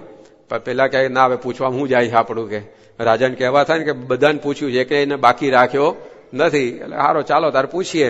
પેલાને બોલાયો પાસે કે અહીંયા આવો, કે શું કામ છે? કે અમે તો રાજાના સિપાહીઓ છે પણ પૂછીએ છે તમને કે તમારા જીવનમાં તમે સુખી છો, કોઈ પ્રશ્ન છે? પેલો કે કોઈ પ્રશ્ન નથી, સંપૂર્ણ સુખી છું. સૈનિકો ચમક્યા. પહેલી વાર આવું કહેનારો નીકળ્યો. એટલે બધાને થયું કે આ સુખીમાં સુખી છે. બીજા કે ઉભા રહો ભાઈ, એમ માની ન લો, આ બધા આગળ જે પ્રશ્નો આપણે બધા પૂછો, કારણ કે અત્યારે તો ઘણી વાર કહેવાનો રિવાજ પડી ગયો છે કે સુખી છું એમ કહી દેવાનું. બસ બજારમાં મળે 2 જણા કે કેમ છો, તો કે બસ જલસા છે, પણ કેવા જલસા પોતે જાણતો હોય પાછો, એ લાફો મારીને મોઢું રાતું રાખતો હોય, પણ કહી દેવાનું કોઈ શાંતિ છે, મજા છે, જલસા છે. આ પાછો એમ નથી બોલતો ને સુખી છું. એટલે આગળ જે કઈ પ્રશ્નો બધા સાંભળ્યા તે બધા સંભળાયા કે આ પ્રશ્ન નથી, આ પ્રશ્ન નથી, કે ભાઈ કોઈ પ્રશ્ન જ નથી મારે. કે પછી સૈનિકો કે ભલા માણસ ક્યારના મેં તને જ શોધતા હતા એમ સમજ ને.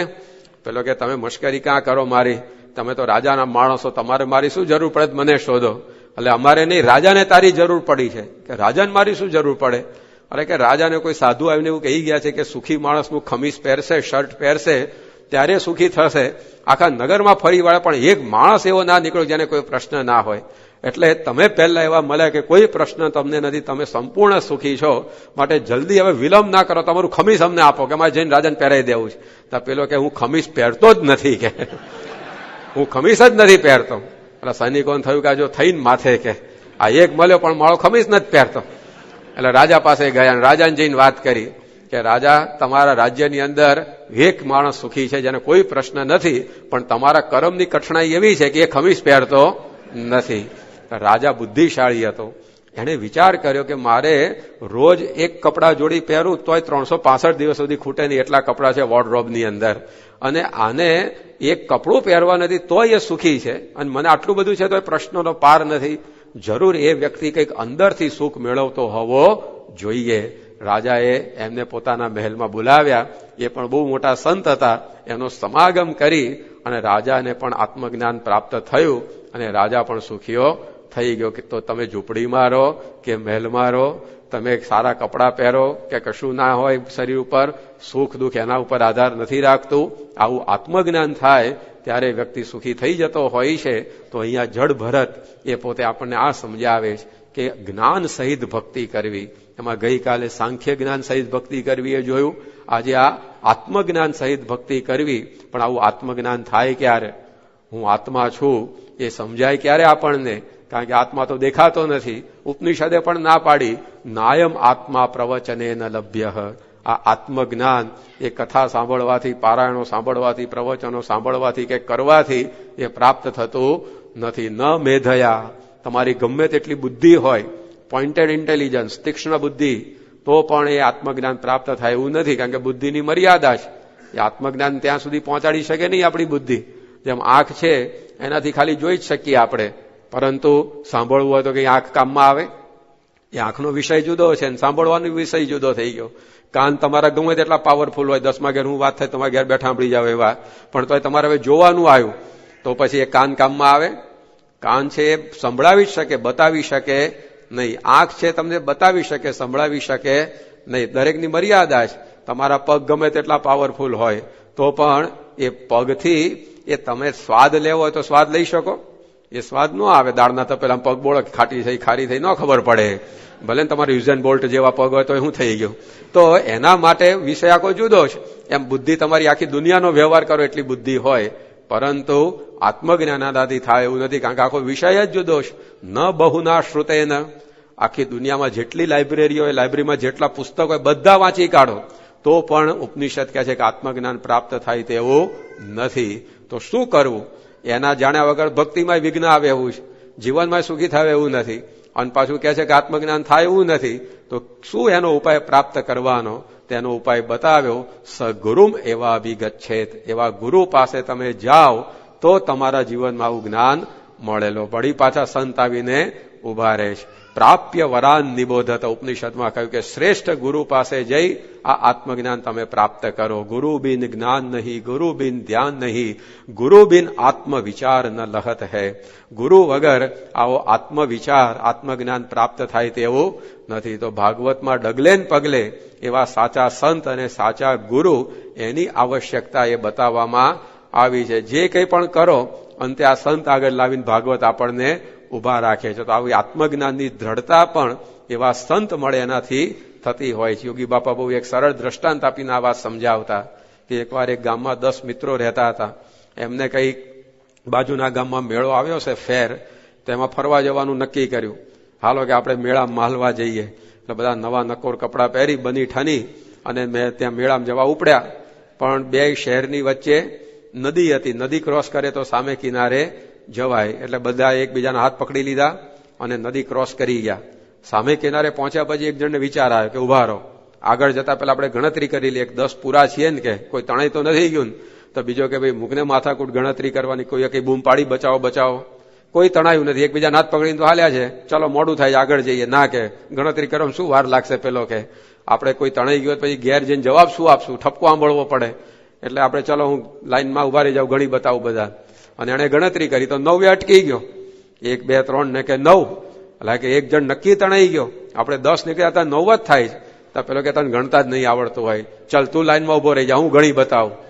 તો એને લાઈનમાં પેલા ઉભો રાખીને ગણતરી કરી તો એને 9 થયા. પેલો કે ભાઈ પહેલાની વાત સાચી છે, 9 જ થાય, 10મો મળતો નહીં. ત્યાં ત્રીજો કે તારું ગણિત પહેલેથી જ કાચું, 5માં 5 વાર નપાસ થયો તો ગણિતમાં, ચાલ હું ગણી બતાવું, તું ઉભો રહી જા લાઈનમાં. અને એમ કઈ બધા વારા ફરતી ગણતરી કરતા જાય, પણ 10મો થાય નહીં. અને 9 જ રહ્યા. બધા કુંડાળીને રડવા બેઠા. કાળો એક મિત્ર આપણો ક્યાં તણાઈ ગયો, ગામમાં જઈશું બધા આપણને ઠપકો આપશે, મોટા ઉપાડે ફરવા ગયા હતા, હાચવવાની ત્રેવડ નહોતી, નામ ને તેમ ને, એટલે રડારોડ કરવા લાગ્યા. એમાં એક સંત ત્યાંથી પસાર થતા હતા. એમણે જોયું કે આ બધા ભેગા થઈને કેમ રડે છે, કારણ કે પાછા નવા કપડા પહેરીને રડતા હતા. કાણે ગયા હોય કે આવા નવા કપડા પહેરીને તો ગયો ના હોય, કાણમાં ગયા હોય, કોઈકનું મરી ગયા પાછળ, તો એમાં તો ધોળા કે કાળા લુગડા આવે. આ તો બધા મેળામાં જનારા કપડા પહેરીને ગયા હતા. એટલે એમને આશ્ચર્ય થયું કે એવું શું દુઃખ આવી પડ્યું કે આ બધા રડી રહ્યા છે. એટલે પાસે જઈને પૂછ્યું કે કેમ બધા રડો છો, શું દુઃખ આવ્યું? એટલે કે શું વાત કરીએ તમને, અમે 10 જણા નીકળ્યા હતા, નદી પાર કરી, એમાં એક તણાઈ ગયો, અમે 9 બચ્યા છીએ, એનું અમને દુઃખ છે. મહાત્મા એમ નજર ફેરવી, એમને થયું કે 10 જણા પૂરા મુવા છે ને કેમ 9 બોલે છે કે. એટલે એમણે કીધું કે તમે 10 જણ છો, 9 નથી. તો પેલા સામે મહાત્માનો ઉધડો લેવા માંડ્યા કે તમે તો 1 વાર ગણીને કહો છો ને 10 છે, અમે તો 9 વાર ગણ્યું તો 9 થાય છે કે. મહાત્મા સમજી ગયા ગરબડ ક્યાં થઈ છે. એમણે કહ્યું ચાલો બધા લાઈનમાં ઉભા રહી જાઓ, હું 10 પૂરા કરી દઉં કે. બધાને લાઈનમાં ઉભા કરી દીધા, ગણતરી કરી, 10 પહોંચી ગયા. બધાએ મહાત્માને ઉચકી લીધા, તમે 10મો લાયા ક્યાંથી? આકાશમાંથી લાયા, પાતળ ફાડીને લઈ આવ્યા, ક્યાંથી લઈ આવ્યા કે.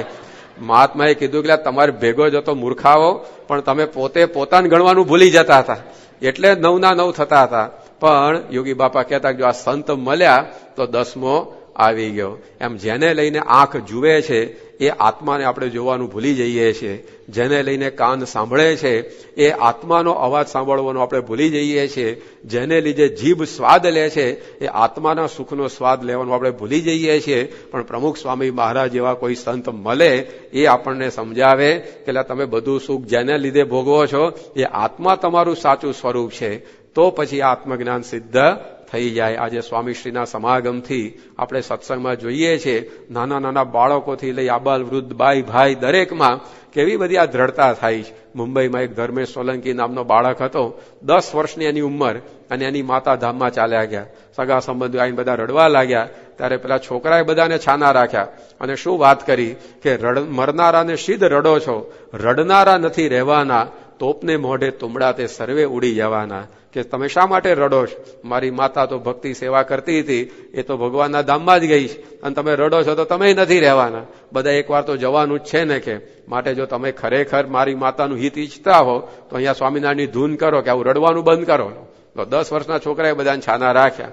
હવે છોકરો ભાગવત વાંચવા નથી ગયો, ઉપનિષદ વાંચવા નથી ગયો, પણ આત્મજ્ઞાન આવું પ્રગટ્યું ક્યાંથી? જો આવા ગુરુનો સમાગમ. કેનેડાની અંદર આપણા હરિભક્ત હતા ભગવાનજીભાઈ માંડવિયા, એમને લ્યુકેમિયા થઈ ગયું હતું, બ્લડ કેન્સર, અને 1 મહિનાની અંદર જ ઉપડવાની તૈયારી હતી. પ્રમુખ સ્વામી મહારાજ એ દેશની અંદર 88ની સાલમાં જવાના હતા. માંદગીના બિછાને સુતા સુતા હોસ્પિટલમાંથી સ્વામી બાપાનો આખો કેનેડાનો કાર્યક્રમ ગોઠવ્યો, પાર્લામેન્ટમાં સન્માન કરાયું કેનેડાની, અને આવી રીતે બધી જ કાર્યવાહી ત્યાંના મુખ્ય હરિભક્ત હતા એમણે પોતે પાર પાડી. અને સ્વામી જયારે એમની ખબર અંતર પૂછવા ગયા હોસ્પિટલમાં, ત્યાં સ્વામીને પણ એમણે કહ્યું કે સ્વામી તમે શું કરવા તકલીફ લીધી?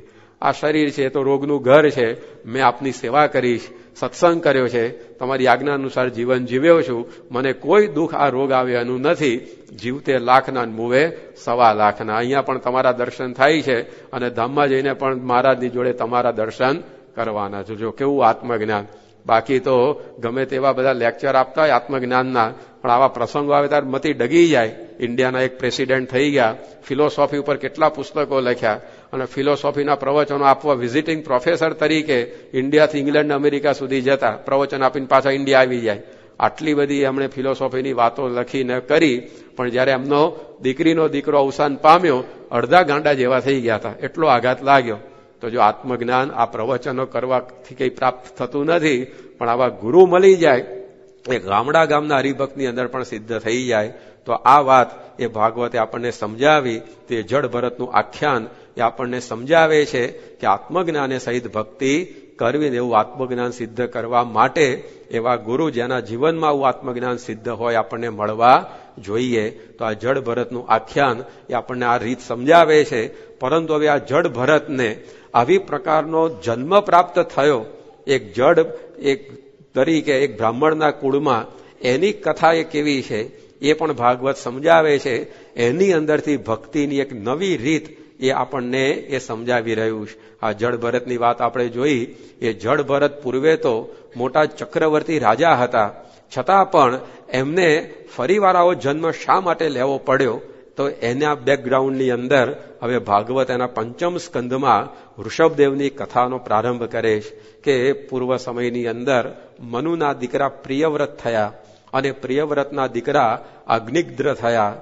એનો દીકરો એ નાભી હતો અને નાભી થકી મેરુદેવી થકી ઋષભદેવ એ પોતે પ્રગટ થયા. ઋષભ એટલે શ્રેષ્ઠ, સર્વ મનુષ્યોમાં શ્રેષ્ઠ કહી શકાય એવા ગુણોએ યુક્ત આ પુત્ર એ નાભીના એ ઘેર જન્મ પ્રાપ્ત કરે છે.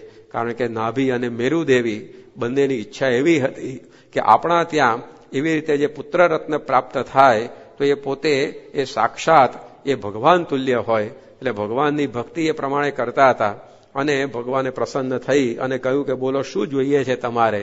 ત્યારે એ બંનેએ કહ્યું કે તમારા જેવો કોઈ પુત્ર થાય એવું વરદાન અમને આપો.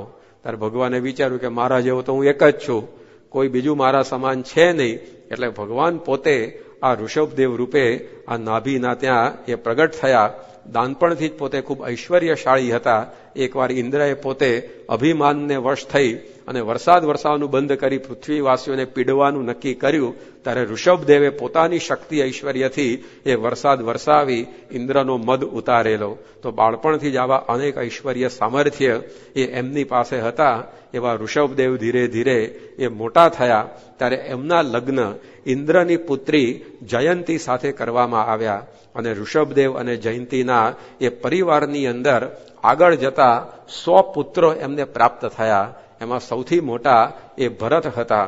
બાકીના જે પુત્રો હતા એમાંથી 9 યોગેશ્વરો થયા, જેની કથા ગઈકાલે આપણે થોડીક સાંભળેલી. બીજા જે 9 હતા એમને 9 દ્વીપના એ અધિષ્ઠાતા એ રાજા બનાવવામાં આવ્યા. બાકીના 81 રહ્યા એ જુદા જુદા કર્મકાંડની અંદર વિદ્વાન થયા. તો આવા 100 પોતાના પુત્રો એ પ્રકારે આ ઋષભદેવ ભગવાનને હતા.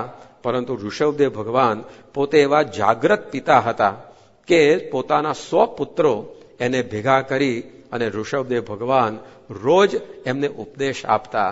અને ઉપદેશની અંદર એ ઋષભદેવ પોતે શું કહેતા કે નાયમ દેહો દેહ ભાજામ નૃલોકે કષ્ટાન કામાન અર્હતે વિડભુજામીએ તપો દિવ્યમ પુત્ર કાયેન સત્વમ શુદ્ધ્યસ્માદ બ્રહ્મ સૌખ્યમ ત્વનંતમ.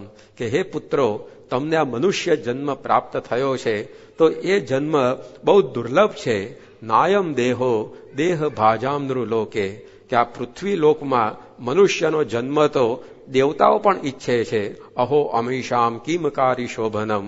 દેવતાઓ પણ ભગવાનને પ્રાર્થના કરે છે કે આ ભરતખંડની અંદર મનુષ્ય જન્મ પ્રાપ્ત કરનારાના પુણ્ય કેટલા છે કે એમને આ પૃથ્વી લોકની અંદર મનુષ્ય જન્મ મળ્યો. તો આ ઋષભદેવ પોતાના પુત્રોને કહેતા કે આવો દુર્લભ એ મનુષ્ય જન્મ તમને મળ્યો છે તો એ મનુષ્ય જન્મથી તમે દિવ્ય તપ કરી ભક્તિ કરી અને ભગવાનનું અનંત સુખ ભોગવો. પરંતુ આ વિષયની પાછળ તમારા મનુષ્ય દેહને વેડફી નાખતા નહીં, કારણ કે વિષય સુખ એ તો વિષ્ટાના ખાનારા ભૂંડ અને કૂતરાને પણ પ્રાપ્ત થાય છે. તો આ મનુષ્ય દેહની દુર્લભતા, એનો ઉપયોગ શું કરવો એની શીખ આ ઋષભદેવ ભગવાન પોતાના પુત્રોને આપે છે. એક પિતાએ પોતાના પુત્રોને શું સમજાવવાનું છે એ અહીંયા ભાગવત સમજાવે છે. એ ભાગવત આપણને શીખવાડે છે. આજે પિતાઓ પુત્રોને ઘણી બધી શીખ આપતા હોય છે, પરંતુ પાયાની કઈ વિદ્યા એ દરેક પિતાએ પોતાના સંતાનોને ભણાવવી જોઈએ. તો આ વાત સમજાવી કે મનુષ્ય દેહની દુર્લભતા એ ઋષભદેવે સમજાવી. અને ખરેખર શાસ્ત્રમાં લખ્યું પણ છે કે દુર્લભો માનુષો જન્મ, કે આ મનુષ્ય જન્મ એવો દુર્લભ એ ભગવાને આપણને આપ્યો છે. એકવાર અર્જુને કૃષ્ણ ભગવાનને પૂછ્યું કે ભગવાન આ મનુષ્ય દેહ ક્યારે મળે? એકવાર આ મળ્યો હોય પછી ક્યારે મળ્યા મનુષ્ય દેહ?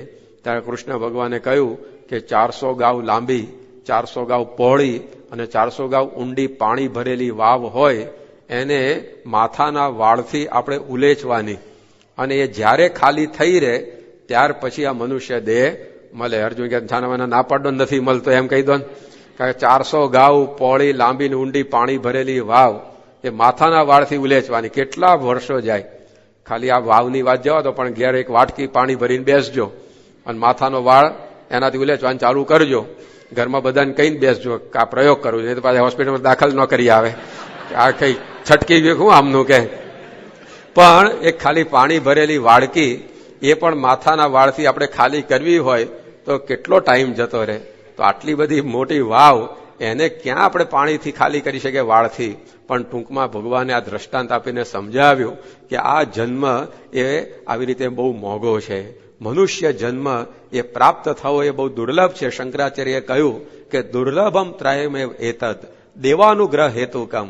3 વસ્તુ દુર્લભ છે, એ ભગવાન કૃપા કરે તો જ પ્રાપ્ત થાય એવા છે. એ 3 વસ્તુ દુર્લભમાં પહેલી વાત કરી મનુષ્યત્વમ. આ મનુષ્યનો જન્મ દુર્લભ છે. દુર્લભ એને કહેવાય કે ગમે તેટલા ડોલર, ગમે તેટલા પાઉન્ડ, ગમે તેટલા રૂબલ, ગમે તેટલા દિનાર રૂપિયા આપવા છતાં જે ન મળે એ વસ્તુ દુર્લભ કહેવાય.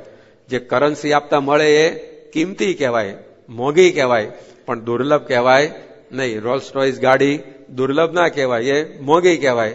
હમણાં તમે $1 આપો તો તમને મળે, તો એ કિંમતી કહેવાય, મોંઘી કહેવાય, પણ દુર્લભ કહેવાય નહીં. પણ દુર્લભ એને કહેવાય કે આ દુનિયામાં જેટલી કઈ કરન્સી છે એ બધાનો ઢગલો કરીએ તો પણ જે ન મળે એને કહેવાય દુર્લભ. તો એવો આ મનુષ્ય જન્મ છે, એ ભગવાન કૃપા કરે તો જ પ્રાપ્ત થાય એવો છે.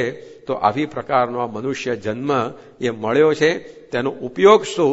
તો એનાથી આ ભક્તિ કરી કલ્યાણ મેળવવું, એના માટે આ મનુષ્ય જન્મ આપવામાં આવે છે. ખાવા પીવા, હરવા ફરવા, મોજશોખ કરવા માટે જો શરીર આપવાનું હોત તો મનુષ્ય કરતા પશુ પંખીઓમાં ખાવા પીવાનું, હરવા ફરવાનું સુખ વધારે છે કે નહીં? તો ભગવાન એ શરીર ના આપાતા પણ આજે ખાવા પીવા માટે માણસને તો 8 કલાક નોકરી, ધંધા, વેપાર, આ તે બધું કરવું પડે. કૂતરાને કે નોકરી કરવાનો પ્રશ્ન ખરો? એને ખાવા પીવાનું મળી જાય છે કે નથી? હરતું ફરતું હોય તો ખાવાનું મળી જાય, અને એને રોજ ફીસ્ટ હોય બિચારાને. એટલે એને કઈ ખાવા પીવા માટે કઈ આવી રીતે મનુષ્ય જન્મ નથી આપવામાં આવ્યો. હરવા ફરવાનું સુખ પશુ પંખીઓમાં છે કે નહીં? આપણે તો એક દેશમાંથી બીજા દેશમાં જવો તો વિઝા, પાસપોર્ટની કેટલી માથાકૂટ ને કેટલો ટિકિટનો ખર્ચો થાય, આ તે બધું. અને પશુ પંખીઓને કાંઈ નહીં, એ આ દેશમાંથી આ દેશમાં. ગાડીઓમાં તો હવે કૂતરાઓ ફરે છે કે નહીં? અહીંયા તો વધારે ફરતા હોય છે. એ મા બાપને ઘરડા ઘરમાં મૂક્યો અને કૂતરાને આટો મારવા નીકળ્યો હોય રસ્તા ઉપર. તો આવી પ્રકારે એ બધું હરવા ફરવાનું સુખ તો એ પશુઓમાં પણ હોય છે. પરંતુ આવો મનુષ્ય જન્મ આ ઋષભદેવ એના પુત્રોને કહે છે કે વિષય સુખ પાછળ વેડપતા નહીં, આ ભગવાન ભજીને કલ્યાણ માટે મળ્યો છે. કારણ કે વિષયના સુખ એ દુર્લભ છે. એ વિષય સુખ તો બધા કૂતરા, ભૂંડડા બધાને મળે છે. એ લોકો કઈ માનવા જાય છે કે આવા જ મને વર મળવા જોઈએ, આવા જ પત્ની મળવા જોઈએ, તો એ મળે છે કે નહીં? એકબીજા બધું હાલ્યા જ કરતું હોય છે એનું તંત્ર. એ કઈ પુત્ર પુત્રી માટે માનતા નથી, તો એ ભૂંડરાઓને એક ના ત્યાં 14, 15 ની લંગાર લાગતી હોય છે. એટલે એ કઈ બધું કોઈ દુર્લભ નથી. એ ઋષભદેવ ભગવાન શીખવાડે છે. આ વિષય સુખ આપણે દુર્લભ માની બેઠા છે, આ મળે ને તે મળે, પણ એ તો બધું આ વિષ્ટાના ખાનારા પશુઓને પણ મળે છે. એના માટે આ મનુષ્ય દેહ એ આપણે કુરબાન કરવાનો નથી. પણ માણસને અજ્ઞાન હોય ત્યારે મોંઘો મનુષ્ય દેહ એ પણ પોતે વિષય સુખ પાછળ ગુમાવી દેતો હોય છે. સ્વામી એમની વાતોમાં દ્રષ્ટાંત આપ્યું કે એકવાર એક મોટો શાહુકાર એ જંગલમાંથી પસાર થતો હતો, અને એમાં એને ચંદન બળતું હોય એવી સુગંધ આવી. એટલે એને થયું કે આ જંગલની અંદર ચંદનના લાકડા બાળે એવો ધનાઢ્ય કોણ હશે? એટલે જે બાજુથી સુગંધ આવતી હતી એ બાજુ એ પોતે ગયો. તો જઈને જોયું તો એક કઠિયારો એને ચૂલાની અંદર પાણી ગરમ કરવા માટે ચંદનનું લાકડું નાખેલું, અને ચંદનનું લાકડું બળતું હતું ને એનાથી પાણી તપેલું ગરમ થતું હતું. પેલા શાહુકારને થયું કે આ ચંદનના લાકડાથી પાણી ગરમ કરે છે. એટલે પાસે જઈને કઠિયારાને કહ્યું કે આ થોડુંક બાકી રહ્યું છે લાકડું ચંદનનું, એ મને આપીશ, મારે એનું કામ છે. કે લઈ જાવ કે બીજા કેટલાય લાકડા અહીંયા તો આવા હોય છે કે. એમ કરીને એને આપી દીધું. એ શેઠ પોતે ચંદન જે રહેતું એ લઈ ગયા. રોજ પોતે ચંદનને થોડુંક ઘસે અને એનાથી પોતાના ઘેર જે ભગવાનની મૂર્તિ હતી એની અર્ચા કરે. તો જયારે શેઠનો અંતકાળ આવ્યો ત્યારે ભગવાનના પાર્ષદો પોતાના ધામમાં એમને લઈ જવા માટે આવ્યા. ગુણાતીતાન સ્વામીએ કહ્યું કે કઠિયારાને અજ્ઞાન હતું, તો એ ચંદન જેવું લાકડું એ પાણી ગરમ કરવાની અંદર વાપરી નાખતો હતો. એમાં ચંદન જેવો મનુષ્ય દેહ એ મોંઘો આપણને મળ્યો છે, પણ આ લોકના વિષય સુખ મેળવવાની અંદર માણસો બધા વેડફી નાખે છે. પરંતુ જેને ખબર પડી જાય છે એ પેલા શેઠની જેમ એ ચંદન જેવો મનુષ્ય દેહ ભગવાનની સેવામાં વાપરી અને ભગવાનના ધામમાં પહોંચી જાય છે. તો આપણને અહીંયા આ સમજાવે છે ઋષભદેવ ભગવાન કે આપણે પણ હંમેશા આ રીતે મનુષ્ય દેહનો આવો સદુપયોગ થાય એ પ્રકારનો એ પ્રયત્ન કરવો. ભગવાન ભજવાની પ્રેરણા એ પોતાના સંતાનોને એ આપી રહ્યા છે. કારણ કે આ મનુષ્ય દેહ 84 લાખ યોનિમાંથી છૂટવાની બારી આપણને મળી છે. કેટલા બધા જન્મો, કેટલા બધા એક એક જન્મના દુઃખો એ ભોગવતા ભોગવતા અહીંયા કાંઠે આપણે આવ્યા છે. ગૌતમ બુદ્ધ એના શિષ્યોને કહેતા કે તમે અત્યાર સુધી એટલા જન્મો લીધા છે અને એક એક જન્મમાં એટલા દુઃખો ભોગવ્યા છે કે જ્યારે તમને દુઃખો પડ્યા હશે અને તમે રડ્યા હશો એ તમારા બધા આંસુ જો ભેગા કરવામાં આવે તો દુનિયાના 7 સમુદ્ર છલકાઈ જાય. હવે કેટલું બધું આ જીવ દુઃખ ભોગવીને અહીંયા આવ્યો છે. આપણા આંસુઓથી સમુદ્ર છલકાઈ જાય.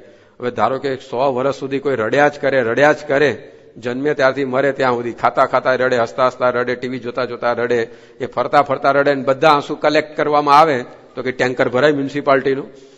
આપણે 100 વર્ષના આંસુ ભેગા કરીએ તો એક ટેન્કર ના ભરાય. તો આ બુદ્ધ ભગવાન કહેતા કે 7 સમુદ્ર છલકાઈ જાય એટલું આ જીવ દુઃખ ભોગવ્યો છે અને રડ્યો છે. કહેતા કે અનંત જન્મો આપણે લીધા છે. શ્રીજી મહારાજે વચનામૃતમાં લખ્યું કે આ જીવ એ પોતે આ રીતે કેટલા બધા જન્મો લઈને અહીંયા આવ્યો છે. તો માતાનું ધાવણ એ સમુદ્ર ભરે જેટલું ધાવીને આવ્યો છે. હવે કેટલા બધા જન્મો લીધા છે, પણ આ મનુષ્ય દેહમાંથી છૂટવાની બારી એ આપણને મળી છે. એ આપણને આ દેહ મળ્યો છે કે આ અલ્ટિમેટ અહીંયા આવી ગયા છે. હવે જેનો બરાબર ઉપયોગ કરી લઈએ ફરી બીજા કોઈ જન્મ લેવા પડે નહીં. આપણે મનુષ્ય જન્મમાં હવે અલ્ટિમેટ આવી ગયું છે. આગળના બધા અનેક જન્મો લઈ લીધા છે. હવે છેલ્લો જન્મ આવ્યો છે ભક્તિ કરીને સ્વામી કે આપણે સાર્થક કરવાનો છે. તમે જુઓ તો કૂતરાને તમે કોઈ માણસની જેમ બોલો તે બિચારું ન બોલી શકે. ગધેડાને કહો કે માણસની જેમ બોલો તો એ ના બોલી શકે, કારણ કે આ પ્રોગ્રામ બાકી છે. પણ મનુષ્યને તમે કહો તો, એકવાર એક સાહેબે છોકરાને પૂછ્યું કે કૂતરાને જેમ ભૂંકતા આવડે? અરે કે બટકું ભરતાય આવડે કે. એટલે આપણે બધું કરી શકીએ. જુઓ કે ગધેડાને જેમ ભૂંકતા આવડે, અરે કે લાત મારતાય આવડે કે. કારણ કે આ બધું આગળ આપણે કરીને આવ્યા છે એટલે આપણને બધું આવડે. કાગડાનો અવાજ કાઢતા આવડે, કોયલનો અવાજ કાઢતા આવડે, ગધેડાનો અવાજ કાઢતા આવડે, વાંદરા જેમ કૂદકો મારતા આવડે. કારણ કે બધા પ્રોગ્રામ આગળ થઈ ગયા છે અને બધા આપણા સોફ્ટવેરમાં અંદર હાર્ડ ડ્રાઈવની અંદર આવી ગયા છે. હવે આ છેલ્લો જન્મ છે. હવે એ ભગવાન ભજ્યા તો સાર્થક, નહીતર પછી પેલી સાયકલ રિપીટ તો થવાની જ છે. તો આવો અમૂલ્ય દેહ યા ઋષભદેવ ભગવાનના પુત્રોને કહે છે કે આ ભક્તિ કરીને સાર્થક કરી લેજો. હવે ધ્યાન રાખજો કે વળી પાછી પેલી 84 લાખ જન્મની સાયકલ ઉભી થાય નહીં. એકવાર એક આંધળો માણસ હતો, એ રાજાના વાંકની અંદર આવ્યો. હવે રાજાને થયું કે આને ભગવાને ઓલરેડી શિક્ષા કરી જ દીધી છે, એની આંખો લઈ લીધી છે, મારે આને શું શિક્ષા કરવી? પણ તેમ છતાં જો હું દંડ ન દઉં તો લોકો કહે કે પછી રાજાએ આનો ન્યાય કર્યો ને આનો ના કર્યો, એટલે આને કઈ શિક્ષા તો કરવી જ જોઈશે. ચાલો આપણે એને મારી નથી નાખો પણ દેશ નિકાલ કરી દઈએ, રાજ્યમાંથી બહાર કાઢી દઈએ. એટલે પેલા આંધળાને કીધું કે તને હું બીજી કોઈ શિક્ષા કરતો નથી, પણ મારા રાજ્યની બહાર નીકળી જા. અને રાજ્યની ચારે બાજુ દિવાલ હતી, કોટ. હવે એમાં એક જ દરવાજો બહાર નીકળવાનો. એટલે આંધળાને કીધું કે તારે દરવાજો શોધી લેવાનો, દરવાજો હાથમાં આવે એટલે તારે નીકળી જવાનું, ત્યાં સુધી ચક્કર માર્યા કરે, જા આ તારા માટે સજા. એટલે આંધળાને આવું કહ્યું, પણ આંધળો બુદ્ધિશાળી હતો. એને વિચાર્યું કે મને દરવાજો તો દેખાવાનો નથી, તો મારે તો ક્યાંય સુધી ચક્કર મારવાના જ થાય. પણ એને શું કર્યું, એને ભીત ઉપર હાથ મૂકી દીધો. પેલી કોટની જે દિવાલ હોય તો ભીત ઉપર હાથ મૂકીને ચાલવા લાગ્યો. એટલે જ્યાં દરવાજો હોય ત્યાં ખબર પડી જાય, તરત ફટ લઈને બહાર નીકળી જવાય. એટલે આવી યુક્તિ એણે કરી અને દિવાલ ઉપર હાથ મૂકીને ચાલતો હતો. અને 2 ડગલા હવે વધારે ચાલે અને દરવાજો આવવાની તૈયારીમાં જ હતો. પણ ભગવાનનું કરું કે ખંજવાળ આવી એ વખતે. અને જે દિવાલ ઉપર હાથ મૂક્યો તો એ જ હાથ પાછો માથા ઉપર મૂકી અને ખંજવાળવા માંડ્યો. પાછું બુદ્ધિશાળીઓ કે ચાલવાનું શરૂ રાખ્યું. ત્યાં ઉભા ખંજવાળી દીધો તો વાંધો ન આવે, પણ ચાલવાનું શરૂ રાખ્યું. અને જ્યાં ખંજવાળ મટી અને પાછો હાથ મૂક્યો ત્યાં દરવાજો જતો રહ્યો અને દિવાલ આવી ગઈ, પાછો ચક્રાવો ઉભો ને ઉભો રહ્યો. એમ આપણે 84 લાખનો ચક્રાવો મારતા મારતા અહીંયા મનુષ્ય જન્મમાં આવ્યા છે. આ છૂટવાની બારી છે જન્મ મરણમાંથી. હવે આપણને ભાગવત કહે ધ્યાન રાખજો, ખંજવાળતા નહીં. થિયેટર જોઈને ખંજવાળ આવે પાછી ઘણાને, એટલે ત્યાં ઘૂસી ગયા તો પછી પેલો ચક્રાવો ઉભો ને ઉભો. ઘણાને જાત જાતની હોટલો ફોટલો જોઈને ખંજવાળ આવે. અને એમાં જો ખાવા પીવામાં ઘૂસી ગયા તો આ છોકરાઓ પાછો ઉભો ન ઉભો રહેશે. એટલે આપણને આ ભાગવત સમજાવે છે કે આવો મનુષ્ય જન્મ આપણે લોકોની જેમ કંઈ ખોઈ નાખવાનો નથી. દુનિયામાં તો લોકોને જ્ઞાન નથી કે શું કરવાનું છે આ મનુષ્ય જન્મથી. આપણને તો આવો સત્સંગ મળ્યો, પ્રમુખ સ્વામી મહારાજ એવા ગુરુ મળ્યા અને આપણને આ જ્ઞાન થયું કે મનુષ્ય જન્મ આવી રીતે સાર્થક કરવાનો છે. હવે સ્વામી કે આપણે આવી મૂર્ખામી કરવી નહીં. If you fool me once, shame to me, but if you fool me twice, shame to me. એકવાર જો પહેલી વાર જો કોઈ આપણને મૂર્ખ બનાવી જાય તો જેને મૂર્ખ બને એને ધિક્કાર છે, પણ જો બીજી વાર આપણે મૂર્ખ બનીએ તો આપણને ધિક્કાર કે એકવાર મૂર્ખ બને શું કરો, બીજી વાર મૂર્ખામી કરી. એમ બીજા બધા દુનિયાના માણસોને તો જન્મ મરણ ટળવાનું નથી, તે તો મૂર્ખા છે જ. પણ આપણે જો આવા ગુરુ મળ્યા સત્સંગ મળે તો એ પાછું એનું એ જ કરતા રહીએ, લોકો કરે છે એવું, તો આપણે તો ડબલ મૂર્ખ કહેવાઈએ કે આવું મળ્યું અને આપણે લાભ ઉઠાવી શક્યા નહીં. તો અહીંયા ઋષભદેવ ભગવાન પોતાના પુત્રોને આ શીખ આપે છે કે ભેગા બેસાડતા 100 દીકરાઓ. જો પિતા પોતે કેવો હોવો જોઈએ તો આ ઘર સભા ઋષભદેવ ભગવાને 5000 વર્ષ પહેલાથી શરૂ કરી. પ્રમુખ સ્વામી મહારાજ અત્યારે કહે છે ને કે દરેક હરિભક્તે અઠવાડિયે ઓછામાં ઓછા એટલીસ્ટ 2 દિવસ બેદાએ ભેગા મળીને ઘરમાં સભા કરવી. તાકી નવી વાત નથી. આ 5000 વર્ષ પહેલા ઋષભદેવ ભગવાન એ પોતે આ દીકરાઓને ભેગા કરી અને આ સત્સંગની વાત કરે છે. તો આ ઘર સભાનો કન્સેપ્ટ એ આપણને સમજાય જ ભાગવત કે આપણે ઘરમાં જેટલા મેમ્બર્સ હોઈએ અઠવાડિયે 2 દિવસ 15-20 મિનિટ માટે પણ ભેગા મળી અને આપણે આવો સત્સંગ કરીએ તો ઘરમાં પણ શાંતિ રહે. A family prays together stays together. જે કુટુંબ ભેગું મળીને સત્સંગ કરે છે એ પોતે કાયમ માટે ભેગું રહી શકે છે. કારણ કે જયારે ભેગા મળીએ આવી રીતે સત્સંગ કરવા ત્યારે એકબીજાને સમજી શકીએ તો એકબીજાનું સહન થાય. અને જયારે એકબીજાનું સહન કરવામાં આવે, ધીરજ રાખવામાં આવે તો ક્યાં પછી કુટુંબમાં પ્રશ્ન હોય. આ સહન શક્તિના અભાવે, ધીરજના અભાવે માણસ સમતુલા ગુમાવી દે, ગમે તેમ બોલી જાય, ગમે તેમ કરી બેસે અને કુટુંબમાં બધો ક્લેશ થતો હોય છે. પરંતુ સ્વામી બાપા કહે છે કે આવી રીતે ઘરમાં આપણે બધા ભેગા થઈ અને જો સત્સંગ કરીએ તો પછી એકબીજાને આપણે સમજી શકીએ ભાઈ કોના વિચારો કેવા છે, રુચિ કેવી છે, આનું વલણ કેવું, એટીટ્યુડ કેવો, પછી એને ટેકલ કરતા આપણને ફાવે તો ઘરની અંદર પણ અક્ષરધામ ખડું થઈ જાય. ઘરમાં બધા પ્રશ્નો થતા હોય છે તેમાં એકબીજાનું ભૂંડું કરવાનો આશય નથી હોતો, પણ ભેગા મળે નહીં એટલે સારું કરવા જાય તો એ સમજી ના શકે એટલે સારું કરવામાં નરસું થઈને ઉભું રહે ઘણી વાર. અને પછી કે આ મને સમજતો નથી ને પેલો કે આ મને સમજતા નથી ને પેલા કે આ મારું માનતા નથી ને એ બધા પ્રશ્નો ઉભા થાય. પણ જયારે આપણે ભેગા મળીએ ત્યારે એકબીજાને આપણે સમજી શકીએ, પછી એકબીજાને સમજીએ તો એકબીજાનું સહન પણ થાય અને ઘરની અંદર પણ શાંતિ રહે. તો ઘરની અંદર આપણે આ ઘર સભા એ ભાગવત કહે છે કે હંમેશા કરવી. પ્રમુખ સ્વામી મહારાજે તો રોજ કરવાની કીધી છે, પણ છેવટે પછી અમે કીધું કે બહુ બિઝી આપણે થઈ ગયા હોઈએ તો છેવટે અઠવાડિયે 2 દિવસ પણ બધા ભેગા મળીએ તો ભેગા મળીને રહેવાથી મન પણ ભેગા થાય અને આપણા જીવનની અંદર એકબીજાને સમજવાથી પ્રશ્નોનું નિરાકરણ થાય. ઘરમાં 5-7 સભ્યો રહેતા હોય, એકબીજાને એમ કઈ એકબીજાને બતાવી દેવા માટેની ભાવના નથી હોતી. બધાને ખબર છે કે એકબીજાનું સારું કરવું છે, રૂડું કરવું છે, પણ ભેગા મળે નહીં ત્યાં સુધી સમજી ના શકે. સારું કરે છે એમાં નરસું થઈને ઉભું રહે. એકવાર એક ઘરની અંદર 5 સભ્યો રહેતા હતા, 2 ભાઈઓ હતા, એક બેન હતી અને મા બાપ હતા. એમાં એક લગ્ન પ્રસંગમાં જવાનું હતું તો બધાએ નક્કી કર્યું કે આ મોટો ભાઈ જઈ આવે આપણા બધા વતી. એટલે લગ્ન પ્રસંગમાં જવા માટે એણે એક નવું પેન્ટ સીવડાવવાનું નક્કી કર્યું. દરજીને કીધું કે ભાઈ આ પેન્ટ મારે આ તારીખે જોઈશે કારણ કે બીજે દિવસ મારે લગ્નમાં નીકળવાનું, તમે મને તૈયાર કરીને આપજો. અને જે દિવસે નિશ્ચિત કરેલું એ દિવસે લેવા ગયો. દરજીએ કીધું ભાઈ પેન્ટ તૈયાર થઈ ગયું છે પણ મારી ભૂલ એવી થઈ ગઈ છે કે પેન્ટ છે ને 2 ઇંચ લાંબુ થઈ ગયું છે, એટલે તમે હવે 1 દિવસ જો મને આપો તો હું સરખું કરી આપું. પેલો કે ભાઈ કાલ તો મારે જવાનું છે લગ્નમાં, સવારે 6 વાગ્યાની ટ્રેન છે, એટલે હવે તો કઈ ટાઈમ રહ્યો નહીં. વાંધો નહીં, જેવું હોય એવું લાવને, થોડુંક વાળીને પહેરશું અથવા તો ઘણી વાર એવું ને એવું પહેરી હતા. તો એવી ફેશન હોય મારી પેલા મ્યુનિસિપાલિટી સાવણા જેમ જસરાતું જાય એવી પણ ઘણી વાર લોકો પેન્ટ પહેરીને નીકળતા હોય છે. એટલે લોકો કાઉન્સિલ વાળાનું કામ ઓછું રસ્તા વાળવાનું, એટલે કે જે હોય એ પછી પેન્ટ લઈ આવ અને સુટકેસમાં મૂકી દીધું. ઘેર આવ્યો, પૂછ્યું બધા કે પેન્ટ આવી ગયું કે આવી ગયું, પણ જવા દો ને કે 2 ઇંચ લાંબુ થઈ ગયું છે તો વાળીને પહેરી દઈશું કે કંઈ બહુ વાંધો નહીં આવે એમ કઈ છોકરાએ વાત કરી. બધા સૂતા, પણ 12-1 વાગ્યો ને ત્યારે માતાને વિચાર આવ્યો કે હવે મારો દીકરો કાલ લગ્નમાં જાય અને આવું લાંબુ પેન્ટ પહેરીને લફર જફર ફર્યા કરે તો આપણા કુટુંબનું કેવું દેખાય. લાવો ને કે 2 ઇંચ જ લાંબુ છે ને, એને થોડુંક દરજી કામ આવડતું હશે, તેને 2 ઇંચનો કાપો મૂકી અને ઓટી અને પાછું સુટકેસમાં મૂકી દીધું કે હવે છોકરાને કઈ વાંધો નહીં. એણે આ કામ પૂરું કર્યું ત્યાં કલાક પછી એના બાપને રાત્રે વિચાર આવ્યો કે હવે આ મારો છોકરો કે હવે આ લાંબુ પેન્ટ પહેરીને લગ્નમાં જાય અને કેવું દેખાય કે આપણા કુટુંબનું. એટલે એ જાગ્યો અને એણે 2 ઇંચનો કાપો મૂક્યો અને પેન્ટ હરકું કરીને મૂકી દીધું અંદર. 2 વાગે બેનને વિચાર આવ્યો કે આ રક્ષાબંધનના આધાર મારો ભાઈ મને હાડલો ભેટમાં આપે છે અને આ મારો ભાઈ આવું લાંબુ પેન્ટ પહેરીને ફરે કેવું લાગે લગ્નમાં આપણું. એટલે એણે પોતે પાછો 2 ઇંચનો કાપો મૂકી ઓટીને પાછું પેન્ટ સુટકેસમાં મૂકી દીધું. 3 સાડા 3 નાના ભાઈને વિચાર આવ્યો કે મારો ભાઈ મારું કેટલું બધું ધ્યાન રાખે છે, મારે જોઈતી વસ્તુઓ બધી લાવી આપે છે ને આવું પેન્ટ પહેરીને ફરે કેવું લાગે કે. એટલે એણે 2 ઇંચનો કાપો મૂક્યો ઓટીને પાછું પેન્ટ મૂકી દીધું અને સવારે 6 વાગે પેલા જ્યાં પેન્ટ સુટકેસમાંથી આ મોટા અરમાનો સાથે પહેરવા કાઢ્યું ત્યાં પેન્ટમાંથી બરમુડા થઈને ઉભો રહ્યો હતો. અને તો આ ગરબડ ક્યાં થઈ ગઈ કે આખી રાતની અંદર કાતરી કોણ ગયું.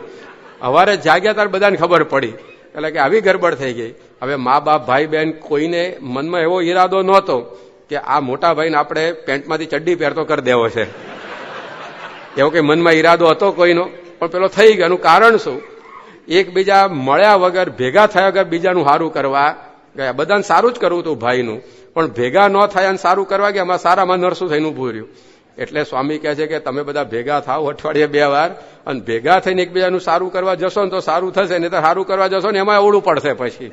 તો આ ઘર સભા એટલે સ્વામી કહે છે કે સબ દર્દો કી એક દવા. તમારા કુટુંબમાં પ્રશ્ન હોય, દીકરાનો પ્રશ્ન હોય, દીકરીનો પ્રશ્ન હોય, પતિ પત્નીનો પ્રશ્ન હોય, સાસુઓના પ્રશ્ન હોય, કારણ કે આ સંસાર એટલે આ બધું રહેવાનું જ. આદિ વેર ઘંટીને ગૌ તેમ આદિ વેર સાસુને વહુ ને મા બાપને એવું હોય, ઘણી વાર પતિ પત્નીને બધું ચાલતું હોય. સ્વામી કે બધા પ્રશ્નોનું સમાધાન આમાંથી આવશે. આર્થિક પ્રશ્ન હશે તો એ ઉકેલશે, સામાજિક હશે તો એ ઉકેલશે, કૌટુંબિક હશે તો એ ઉકેલશે. સબ દર્દો કી એક દવા. જેમ પેલો એક વૈદ હતો ને, સબ દર્દો કી એક દવા, હરડે. એ ચાલુ જે આવે ને હરડે ઠપકારે હોય. એકવાર એક જણનો ગધેડો ખોવાઈ ગયો, એ આવ્યો આની પાસે કે મારો ગધેડો ખોવાઈ ગયો, લે 4 પડી કે હરડે. એટલે કે હરડે લાવવાથી ગધેડો મળી જતો હશે કોઈ દા? વિશ્વાસ રાખ કે મારામાં 4 પડી કે હરડે ખાઈ જશે રાત્રે સુતા પેલા પાણી જોડે, તને ગધેડો મળી જશે. પેલા તો 4 પડી કે હરડે ની ફાંકી ગયો અને સવારે 4 વાગે એને ઘંટડી વાગી અને એને કારણ કે જુલાબ સખત લાગ્યો એટલે 4 વાગે પોતે ઉપડ્યો. હવે વખતે ઘરો ઘર કઈ સંડાસ નહીં એટલે ગામની ભાગોળે લોટો લઈને જવું પડે અને 4 વાગે જ્યાં લોટો લઈને ગામની ભાગોળે જાજરૂ જવા ગયો ત્યાંનો ગધેડો ફરતો ફરતો ત્યાં ઉભો હતો. ગધેડો મળી ગયો એને. પેલા થયું વાત બરાબર છે કે હરડે ખાવાથી ગધેડા મળી જાય છે કે. અને પછી તો વાત એકની બીજાને. અને આમાં કેવું છે કે a satisfied customer is your best advertisement. એટલે સંતુષ્ટ ગ્રાહક જેવી કોઈ બીજી મોટી એડવર્ટાઇઝ નથી. એટલે એક બીજાને વાત કરીને બીજા ત્રીજાને. એમાં રાજાને પ્રોબ્લેમ આવે. એકવાર રાજાને રાણી જોડે અબોલા થઈ ગયા હતા અને બધા રાજાને રાણીના મહિનો વીતી ગયો. બેનની જોડે બોલવાનું રે મેલમાં પણ બોલવાનો વ્યવહાર છૂટી ગયો હતો. એટલે રાજા મૂંઝાતો હતો. તો પેલા વજીરે કીધું કે સાહેબ પેલા વૈદ પાસે જાઓ, એ કદાચ તમારું કંઈક આમાં કરી શકે. તો વજીર રાજાને લઈ આવ્યો વૈદ પાસે અને રાજા પોતાનો પ્રશ્ન રજૂ કર્યો કે શું છે? તો કે રાણી જોડે અબોલા છે. હરડેલો 4 પડી ગઈ કે. એટલે રાણી જોડે અબોલા તોડવામાં હરડેથી પત્તો પડતો હશે. તમે વિશ્વાસ રાખીને કામ કરો હાથમાં. અને 4 પડી ગઈ રાજાને આપી દીધી હરડેની અને રાજાએ હરડે ખાધી. જે સખત ઝાડા થઈ ગયા, બિચારાનું આખું શરીર લેવાઈ ગયું, આમ મરવા પડે એવો થઈ ગયો. રાણીને સમાચાર કોકે મોકલાયા કે તમારા ધણી તો ઉપડવાની તૈયારીમાં છે કે સખત ઝાડા થઈ ગયા છે કે હવે તો રહેવું લાગતું નથી. તો રાણીને થયું કે મારું હવે આ ઉપડવાના છે, અમે ક્યાં જાજુ આપણે બોલવું છે, લાવો છેલ્લે એકવાર બોલી આવીએ, પછી લોકો નહીતર મેણા મારશે કે મરવા પડે તો ખબર જોવાનું આ મહેલમાન રહેતી હતી. એટલે એ હિસાબે રાણી પોતે રાજાને ખબર અંતર પૂછવા આવ્યા. હવે 2 જણાને અબોલા હતા પણ બંનેને ઈચ્છા તો રહે કે હવે જો રાણીને એમ રહે કે રાજા જો શરૂઆત કરે તો આપણે બોલવાનું ચાલુ કરી દઈએ. રાણીને એવું કે રાજાને એવું કે જો રાણી શરૂઆત કરે તો આપણે બોલવાનું ચાલુ કરી દઈએ. મોટે ભાગે અબોલા થતા હોય તો એમાં બહેને બોલવાની તો ઈચ્છા હોય પણ શરૂઆત કોણ કરે ને ત્યાં અટક્યું હોય ગાડું. એટલે આપણે કરી દેવી આવું હોય ને ત્યારે. એટલે ચલું જો કે તમારે તો આવું થાય નહીં સત્સંગી એટલે અબોલા જેવું, પણ આ તો ઘણી વાર પહેલ કોણ કરે ત્યાં અટકી પડ્યું હોય ગાડું. કે શરૂઆત કોણ કરે આમ વટનો પ્રશ્ન આવી ગયો હોય. એટલે રાજા રાણીને એવું જ હતું. એમાં રાજા બીમાર પડે ને 2 ભેગા થયા ખબર પૂછવાની બાને ગોઠવાઈ ગયું, પાછું હાલવા માંડ્યું એમનું ભેગા. રાજાને થયું કે આ હરડેથી કામ થાય છે કે આ બબોલા છૂટી જાય છે કે. એટલે એ પાછો બીજાને વાત કરે અને આમ ને આમ ચાલવા માંડ્યું વૈદનું. એમાં રાજા ઉપર એક પ્રશ્ન આવ્યો. બીજા રાજ્યનો રાજા આ રાજ્ય ઉપર ચઢાઈ કરવાની તૈયારી કરતો તેવા સમાચાર મળ્યા અને રાજા ડરી ગયો. કારણ કે સામેવાળા પાસે 2000 સૈનિકોનું સૈન્ય હતું અને આ જે રાજા હતો એની જોડે માત્ર 500 સૈનિકો. એટલે રાજાને થયું કે આપણે તો કઈ આમાં જીતી શકીએ એમ છે જ નહીં, શું કરશું? તો પેલા વજીરે કહ્યું પેલા વૈદને પૂછવું છે, એટલે કે આ લડાઈ જીતવાની એમાં વૈદની એવું જરૂર પડે કે, એટલે કે પણ આપણે હવે પૂછીએ કે એનું કંઈક માર્ગદર્શન લઈએ કે હાલો. એટલે રાજા આવ્યો કે બહુ આજે તો વિકટ પ્રશ્ન છે કે શું, તો કે આપણી પાસે 500 સૈનિકો છે અને સામેવાળા પાસે 2000 સૈનિકો છે અને આપણી ઉપર ચડાઈ કરવાની તૈયારી કરે છે. હવે આપણું રાજ્ય બચાવવા શું કરવું? પેલા વૈદે કહ્યું 500 સૈનિકોને કે 4-4 પડીકી હરડેની આપી દો કે, એટલે કે પડીકી હરડેની ખાસ ઝાડા થઈ જશે, હાવ ઢીલા ઢપ થઈ જશે, જેટલી શક્તિ છે એટલી નહીં રહે. કંઈક બીજો મારામાં વિશ્વાસ રાખો કે એક સૈનિકને 4-4 પડીકી આપી દો કે, અને તમારું રાજ્ય બચી જશે. રાજાને પોતાનો અનુભવ તો હતો જ કે આમ મનાતું નહોતું, પણ બરાબર છે આની દવા. એટલે સૈનિકો પાસે માટે પડીકી લઈને ગયા અને રાજાએ બધા સૈનિકોને આદેશ આપ્યો કે ભાઈ આજે સૂતા પહેલા બધાએ 4-4 પડીકી લઈને સુવાનું હરડેની. અને બધા સૈનિકો સવારે પડીકી લઈને સૂતા. સવારના 4 વાગ્યાની ફિલ્ડિંગ શરૂ થઈ ગઈ નદી કિનારે. એ વખતે તો નદી કિનારે ઝાડે ફરવા જવાનું હોય, એટલે એક સૈનિક આમ ડબલું લઈને જઈને આવે. અને આ બાજુ પેલો સામે પાર પેલો રાજા હતો, એને ઝાડ ઉપર પોતાના સૈનિકો જાસૂસો બેસાડ રાખેલા કે સવારે સૈનિકો અહીંયા આવે ઝાડે ફરવા નદી કિનારે, બરાબર ગણતરી કરી લો કે સામેવાળાના સૈન્યમાં કેટલા સૈનિકો છે, એટલે આપણે હુમલો કરતા કામમાં આવે. તો પેલા ઉપર બેઠા ગણતરી કરતા હતા, પણ તો ખૂટે જ નહીં, કારણ કે એક જણ 10-10 વાર આટા મારતો હતો. એક જણ 10-10 વાર આટા મારે. એટલે પેલા જાસૂસે રાજાને કીધું કે આ રાજ્ય ઉપર આપણે હુમલો કરવા જેવો નથી, કારણ કે અમે 2000 સૈનિકો તો ગણ્યા હજી ખૂટતા નથી કે, એટલે આપણે રાજ્યમાં ચડાઈ કરવાનો વિચાર માંડી વાળો. પેલો લશ્કર લઈને પાછું જતો રહ્યો, આનું રાજ્ય બચી ગયું. એટલે રાજાને મનાઈ જ ગયું કે સબ દર્દો કી એક દવા. એમ પ્રમુખ સ્વામી મહારાજ કહે છે કે સબ દર્દો કી એક દવા ઘર સભા. એ તમે કરો ને કોઈ પ્રશ્ન ઘરની અંદર ઉભો રહે એવો નથી. પણ આવું ઘણી વાર મનાતું નથી આપણને આવા ગુરુનું વચન, કારણ મારા કુટુંબમાં આર્થિક પ્રશ્ન છે, ઘર સભા કહેવાથી કેવી રીતે ટળ્યા, છોકરો કયું કરતો નથી, ઘર સભા કહેવાથી કેવી રીતે કયું કરતો થઈ જશે, પતિ પત્ની વચ્ચે પ્રશ્ન છે, કેવી રીતે આનું નિરાકરણ આવશે. પણ વિશ્વાસ રાખીને કરીએ તો કામ થઈ જાય. કઈ હરડે ખાત ગધેડો મળે મનાય એવું છે, પણ મળ્યો કે ના મળ્યો? હરડે ખાવાથી અબોલા તૂટી જાય મનાય એવું છે, પણ થયું કે ના થયું? હરડે ખાવાથી રાજ્ય બચી જાય એવું કોઈ દર શક્ય છે? પણ જો વિશ્વાસ રાખીને કર્યું તો થયું કે નહીં? એમ પ્રમુખ સ્વામી મહારાજ આપણને કહે છે કે આપણે પણ આવી રીતે જો નિયમિત ઘરમાં પણ એવો સત્સંગ કરીએ તો ઘરની અંદર પણ શાંતિ રહે. એકવાર સ્વામી બાપા પત્રો લખતા હતા, અને એક પછી બીજો અને બીજા પછી ત્રીજો 50 પત્રો એક સાથે લખ્યા અને વાંચ્યા. તો બાજુમાં એક હરિભક્ત બેઠા હતા, ધીરેન્દ્રભાઈ વીંછી. એમણે સ્વામી બાપાને કીધું બાપા બધા હરિભક્તોને આમ એક જડીબુટ્ટી આપી દો ને એક ઇલાજ આપી દો કે કોઈ પ્રશ્ન જ ઉભો ના થાય. રોજ તમારે 50 પત્રો વાંચવાના, રોજ 50 પ્રશ્નો જવાબ લખવાના, કેટલા ફોન આવે, રૂબરૂ મુલાકાતમાં કેટલા પ્રશ્નો તમારે સાંભળવાના. એના કરતા એક આમ માસ્ટર કી આપી દો ને બધાને, એક જડીબુટ્ટી બતાવી દો ને કોઈ પ્રશ્ન જ ના થાય. ત્યારે સ્વામી બાપા બોલ્યા કે જડીબુટ્ટી બધાને આપેલી જ છે, પણ કોઈ કરે ત્યારે ને.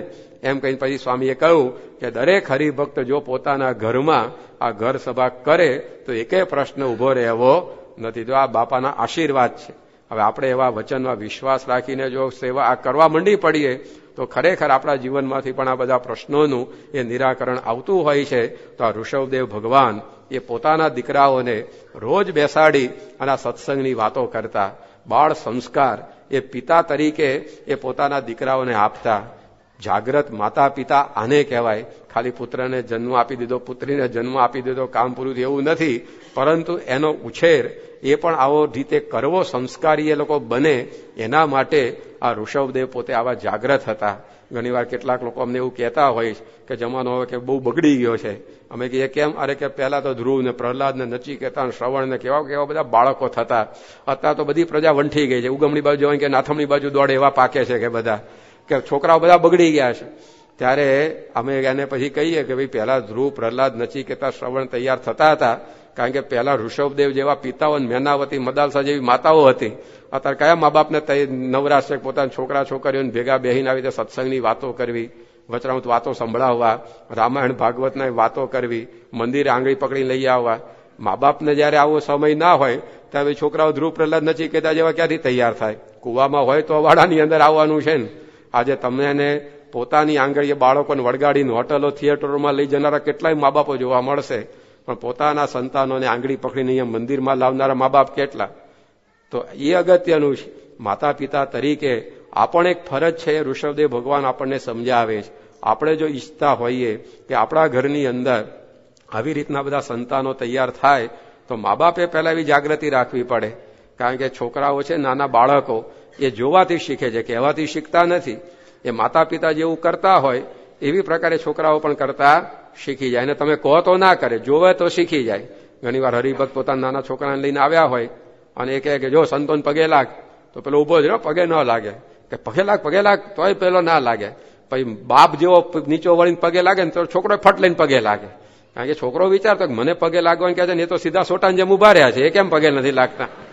પણ જો બાપ પગે લાગે તરત પેલો પાછો પગે લાગે. તમે જો પૂજા લઈને બેસો ને ઘરની અંદર, તો એ છોકરો તમારી બાજુમાં ગોઠવાઈ જશે. જોયો, મને માળા હાલો, મને ચાંદલો કરી આપો, મન તિલક કરી આપો. એ જુએ છે કે પિતા પૂજા કરે છે તો મારે પણ આ કરવું છે. તમે જો રિમોટ લઈને ટીવી અમે બેઠા તો એ ચેનલ જોવા ઝપાઝપી તમે જોડે કે મને રિમોટ આપો, મને રિમોટ આપો. એ તો તમે જેવું કરશો એ પોતે એવી રીતે શીખતા હોય છે. એકવાર એક 60 વિદ્યાર્થીઓનો ક્લાસ હતો અને એમાં ટીચરે પ્રશ્ન પૂછ્યો સ્ટુડન્ટ્સને કે તમે બધા અહીંયા બેઠા છો, તમે આમાંથી કોણ પોતાના બાપનું અધૂરું કામ પૂરું કરે છે? તો 60 માંથી એક જણાએ ખાલી હાથ ઊંચો કર્યો. તો એ ટીચર રાજી થયા કે ચલો ને, કળિયુગ તો કળિયુગ, પણ તો એક પ્રહલાદ જેવો, શ્રવણ જેવો તો થયો. પોતાના બાપના અધૂરા કામ પૂરા કરે એટલે આગળ બોલાયો, પોતાની ચેર ઉપર ઉભો કર્યો. બધાને કહ્યું આમ 3 તાલીનું સન્માન આપો, કે આ છોકરો કેવો સારો છે, બાપનું અધૂરું કામ પૂરું કરે છે. બધા જોડે તાળીઓ પડાઈને સન્માન અપાવડાયું. પછી પેલા છોકરાને પૂછ્યું, બોલ બેટા, તારા પિતાનું કયું અધૂરું કામ પૂરું કરે છે? છોકરાએ કીધું કે મારો બાપ અડધી બીડી પીને ફેંકી દેજે, હું પૂરી કરી નાખું છું. છોકરો બાપ બીડીઓ ફૂંકતો હોય, છોકરો નિર્વ્યસની થાય.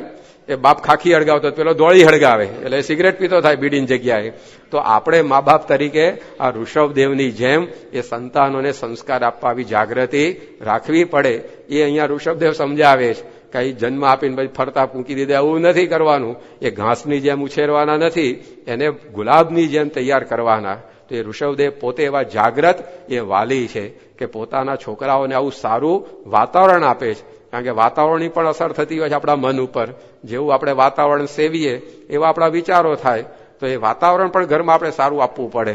મહારાજે વચનામૃતમાં લખ્યું કે 7 માળની હવેલી હોય, કાચના તખ્તા સુંદર જડ્યા હોય, એમાં દારૂના શીશા પરસ્પર લોકો પીતા હોય ને પાતા હોય, વેશ્યાઓ થઈકાર કરતી હોય. હવે એવા સમયમાં કોઈ ભગવાનનો ભક્ત જઈને ઉભો રહે ને, તો એને મનમાં વિચારાઈ જાય કે લાવને એક પેક ચડાવી દઈએ, કે એક ઠઈકારો લઈ લઈએ, કે નાચી લઈએ થોડું. કારણ કે હવેલીની હવા લાગી જાય, વાતાવરણની અસર થઈ જાય. અને બીજું દ્રષ્ટાંત આપ્યું મહારાજે કે ઘાસની ઝૂંપડી હોય, ફાટેલી ગોદડી ઉપર કોઈ સંત બેસીને કથા કરતા હોય, એવી જગ્યાએ કોઈ વિષય લંપટ માણસ જઈને ઉભો રહે તો એને 2 ઘડી થઈ જાય કે લાવો ભગવાન ભજી લઈએ. તો વાતાવરણની અસર આપણા મન ઉપર થતી હોય. તો સંસ્કારોને, સંતાનોને તૈયાર કરવા માટે આપણે ઘરમાં પણ એવું વાતાવરણ ઉભું રાખવું પડે કે ઘરમાં પણ એવી સદવાંચન, સદ શ્રવણની પ્રેરણા મળતી રહે. આપણા ઘરની અંદર એવું વાતાવરણ જોઈએ. આ તો છોકરાને રમકડાની અંદર જ બંદૂક લાવી એટલે પછી મોટો થઈને ભડાકો કરતા શીખે કે બીજું કઈ શીખે. એટલે વાતાવરણ જ ના આપે. પેલા વાઘસીના મોઢાવાળા ટી-શર્ટ પહેરાવે, મોટા થઈને ગુરકિયા કરતા શીખે કે ન શીખે હોય. પણ વાતાવરણ જ આપણે ઘણી વાર એવું નથી આપતા એને. If you offer peanuts you will get monkeys. અંગ્રેજીમાં એવું કહે છે કે જો તમારી આજુબાજુ તમે સિંગ દાણા વેરશો, તમારી આજુબાજુ વાંદરા જ ભેગા થવાના, કે હંસ ના આવે તમારી આજુબાજુ. કારણ કે હંસને તમારી બાજુ ભેગા કરવા હોય તો તમારે મોતી વેરવા પડે. એમ તમે સારું વેરો મોતી જેવું તો હંસ આવે, અને ચણા દાળિયા વેરા કરે તો વાંદરા જ ભેગા થાય. એમ આપણા સંતાનો આગળ આપણે શું વેરીએ છીએ? કેવા મેગેઝીનો આપણે આપીએ છીએ અને ઘરમાં કેવા છાપા આપીએ છીએ, કેવી સીડીઓ છે આપણા ઘરમાં કેવી ડીવીડી છે, આપણા ઘરના ટીવીમાં શું જોવા મળે છે. તો એ બધું સંતાનોને જો સરખું આપીશું તો એ સંતાનો સંસ્કારી બને. એ બધી જવાબદારી એ તમારા બધા વાલીઓની એ આ ઋષભદેવ ભગવાન સમજાવે છે. એના માટે એ પરિશ્રમ એવો માતા પિતાએ કરવો પડે. એ માતા પિતા જાગ્રત રાખે તો પછી આ બધું કાર્ય થાય. એટલે પ્રમુખ સ્વામી મહારાજ કહે છે કે જો તમે તમારા સંતાનોને સંસ્કાર નહીં આપો તો તમારે સંપત્તિ અને સંતતિ બંને ગુમાવવાનો વારો આવશે. અને આજે સમાજમાં આપણે જોઈએ છીએ કે જે વાલીઓ પોતાના સંતાનોને સંસ્કાર સિવાયનું બધું આપે છે, એ સંતાનો અને સંપત્તિ બધું એ મા બાપના હાથમાંથી જતું રહે છે. ધૃતરાષ્ટ્રે પોતાના દીકરાઓને શું આપવાનું બાકી રાખેલું? એક બાપની ઈચ્છા હોય કે મારા છોકરાનું આટલા રૂપિયાનું બેંક બેલેન્સ આપી જાઉં, ને આટલી ગાડીઓ આપી જાઉં, આટલો બંગલો આપી જાઉં, આટલી જમીન આપી જાઉં. ધૃતરાષ્ટ્રે પોતાના દીકરાઓને આપણે આપીએ કે એના કરતા કરોડ ગણું વધારે આપ્યું હતું. તેમ છતાં સંસ્કાર આપવાનું ચૂકી ગયો તો રાતા પાણીએ રોવાનો વારો આવ્યો છે. એ વખત તો ધૃતરાષ્ટ્ર એકલો હતો. આજે તમને એક સોસાયટીમાં 10 ધૃતરાષ્ટ્ર જોવા મળશે. કે જેણે પોતાના છોકરા છોકરીઓને બધું આપ્યું હશે, એને ઇન્ટરનેટ લાવી આપ્યું હશે, એને મોબાઈલ લાવી આપ્યો હશે, એને મોટરસાયકલ લાવી આપ્યું હશે, એને ગાડી લાવી આપી હશે, કપડાં લાવી આપ્યા હશે, મોંઘી સ્કૂલોમાં ડોનેશન આપીને એડમિશન અપાયું હશે, પણ સંસ્કાર નહીં આપ્યા હોય, આજે એના એ છોકરા છોકરીઓ મા બાપને ધક્કે ચડાવે છે. હિન્દુસ્તાનની અંદર આજે લાખો મા બાપો પોતાના છોકરાઓ સામે કેસ માંડીને બેઠા છે કે અમને ભરણ પોષણનો ખર્ચો છોકરો આપે. તો આ દશા કેમ આવે છે? કારણ કે મા બાપ શરૂઆતમાં ઊંઘતા હોય છે, એ છોકરાઓને પોતાના સંતાનોને સંસ્કાર આપવામાં જાગૃત રહેતા નથી, એટલા માટે આ બધી દશા થાય છે.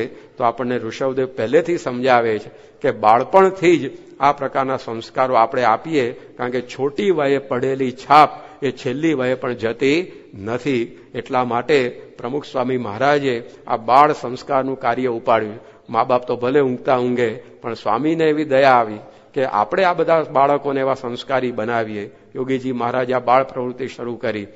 આશ્ચર્ય થાય ને કે પોતે સંસાર વ્યવહાર બધું છોડીને સાધુ થયેલા, અને એ આ બધા બાળકોને ભેગા કરીને ધૂન ભજન કરતા શીખવાડે. આજે સંસ્થામાં આપણા 900 જેટલા સંતો છે, એમાંથી 100 થી 125 સંતો એને સ્વામી બાપે આ બાળ પ્રવૃત્તિના કામની અંદર જોડ્યા, આ યુવા પ્રવૃત્તિના કામની અંદર જોડ્યા છે. તો આ કેવી વાત કહેવાય. અમે બધા અમારો ઘર બાર મૂકીને આવ્યા, સંસાર વ્યવહાર છોડીને આવ્યા, અને પાછું આ કરવાનું સ્વામી કે આપણે આ કરવાનું. લોકો અમને ઘણીવાર પૂછતા હોય કે તમારા કઈ છૈયા છોકરા છે નહીં, તમે બધા બ્રહ્મચારીઓ છો, અને આ બધા નાના નાના ટાબરિયાને ભેગા કરીને શું કરો છો તમે? ત્યારે અમે એમને કહીએ કે અમારે આ તમારા છોકરાઓ ભેગા કરી અમારા પગ નથી દબાવડાવવા, પણ મોટા થઈને તમારા ગળા ન દબાવે ને એટલે અહીંયા મંદિરમાં ભેગા કરવામાં આવે છે. અમારા સાધુ સંતોને કે આ તમારા બાળકોને ભેગા કરીને શું કરવાનું, પણ મોટા થઈને એ તમારા ગળા ન દબાવે એટલે સ્વામી કહે મંદિરમાં ભેગા કરો. કારણ કે આ બાળ મંડળો, યુવક મંડળોમાંથી નચિકેતા, ધ્રુવ, પ્રહલાદ બધા તૈયાર થાય તો જીવનના શ્વાસ સુધી મા બાપની સેવા કરે. એકવાર સ્વામી બાપાને જણાએ કહ્યું કે તમે આવી રીતે બધી પ્રવૃત્તિ કરો છો, હોસ્પિટલ, સ્કૂલો, છાત્રાલયો બધું બાંધો છો, પણ એક કામ પણ કરવા જોઈએ. શું? કે વૃદ્ધાશ્રમો પણ તૈયાર કરો, કે સમાજમાં એની પણ અત્યારે બહુ જરૂર છે. અને ખરેખર અમદાવાદમાં તો વેઇટિંગ લિસ્ટ જ વૃદ્ધાશ્રમમાં. લો, પેલી કોલેજમાં વેઇટિંગ લિસ્ટ હોય ને, મેરિટ પ્રમાણે એડમિશન લેવામાં, એમાં વૃદ્ધાશ્રમોમાં વેઇટિંગ લિસ્ટ. હમણાં બધા ઘરડા બુઢા બહુ છે, અત્યારે તમે ઘેર રહો, ઠોહા ખાવ થોડા દીકરાના, જગ્યા ખાલી પડે એટલે આવજો અહીંયા કે. એટલે પેલા એ વાત કરી કે વૃદ્ધાશ્રમો પણ તૈયાર કરો. ત્યારે સ્વામી કે અમે વૃદ્ધાશ્રમોની જરૂર જ ન પડે ને એવું કામ કરીએ છીએ. પેલા કે એ કહ્યું સ્વામી કે અમે બાળકોને સંસ્કાર આપવાનું કામ કરીએ છીએ. બાળકો સંસ્કારી હોય તો ભાઈ મા બાપને શું કરવા ઘરડા ઘરમાં મોકલી આપે? એ ન પોતે પોતાના માતા પિતાની છેક છેલ્લે સુધી ખબર રાખે. તો જો સ્વામી આ પાયાની પ્રવૃત્તિ એ કરી રહ્યા છે, પણ એમાં આપણે પણ એવી જાગૃતિ રાખવી પડે કે માતા પિતા તરીકે ઋષભદેવ ભગવાન શીખવાડે છે કે કેવી રીતે એ આપણે આપણા સંતાનોને પણ તૈયાર કરવા. કારણ કે તમારા હાથની વાત છે. એકવાર એક રાજા હતો, એ રાજાનો વજીર બહુ બુદ્ધિશાળી. કોઈ પણ પ્રશ્ન આવે ને રાજાનો વજીર ફટલે ઉકેલી નાખે. રાજાની જ્યાં બુદ્ધિ ના ચાલે ત્યાં વજીરની બુદ્ધિ ચાલે. એટલે ચાલે બાજુ વજીરની વાહ વાહ થાય, રાજાનું ખોટું દેખાય. એટલે એકવાર રાજાએ મનમાં નક્કી કર્યું કે ગમે તેમ કરીને આજે તો આ વજીરને ખોટો પાડવો જ છે, એના કરતા આપણે ચડિયા એવું પુરવાર કરી જ દેવું છે. એટલે સભા ભરાઈ હતી, એમાં હાથમાં ચકલી લઈને રાજા આવ્યો અને ભર સભામાં વજીરને પ્રશ્ન પૂછ્યો. રાજાના હાથમાં ચકલી હતી, એ જીવતી હતી, અને રાજાના મનમાં એમ કે આપણે વજીરને પૂછીશું કે આ ચકલી જીવે છે કે મરી ગઈ છે. જો વજીર એમ કહેશે કે જીવે છે તો આત્માના આત્મા એની ડોક મરડીને મારી કાઢશું ચકલીને, અને વજીરને ખોટો પાડશું કે મરી ગઈ હતી જીવતી કેમ કીધી. અને જો વજીર એમ કહેશે કે આ ચકલી મરી ગઈ છે તો આપણે મુઠ્ઠી ખોલી નાખીશું, ચકલી ફરાર કરતી ઉડી જશે, અને વજીર ખોટો પડશે કે આ જીવતી હતી ને કેમ મારી નાખી. બે રીતે વજીરને ખોટો પાડવાનું નક્કી કરીને રાજા હાથમાં ચકલી લઈને આવ્યો અને વજીરને પ્રશ્ન પૂછ્યો કે આ ચકલી જીવે છે કે મરી ગઈ છે? તો વજીર શું બોલ્યો કે it is in your hand my majesty, it is in your hand. એ સાહેબ આપના હાથની વાત છે. એમાંય વજીર પાછો બુદ્ધિશાળી પુરવાર થયો. તો આવી રીતે વજીરના અને રાજાના હાથમાં હતી ચકલી, એના હાથની વાત હતી. એમ આપણા સંતાનોને રાવણ જેવા કરવા કે રામ જેવા કરવા કોના હાથની વાત છે? એ વાલીના હાથની વાત છે. સંતાનોને સીતા જેવા કરવા કે શૂર્પણખા જેવા કરવા કોના હાથની વાત છે? એ તમારા હાથની વાત છે. સંતાનોને કૃષ્ણ જેવા કરવા કે કંસ જેવા કરવા એ આપણા હાથની વાત છે.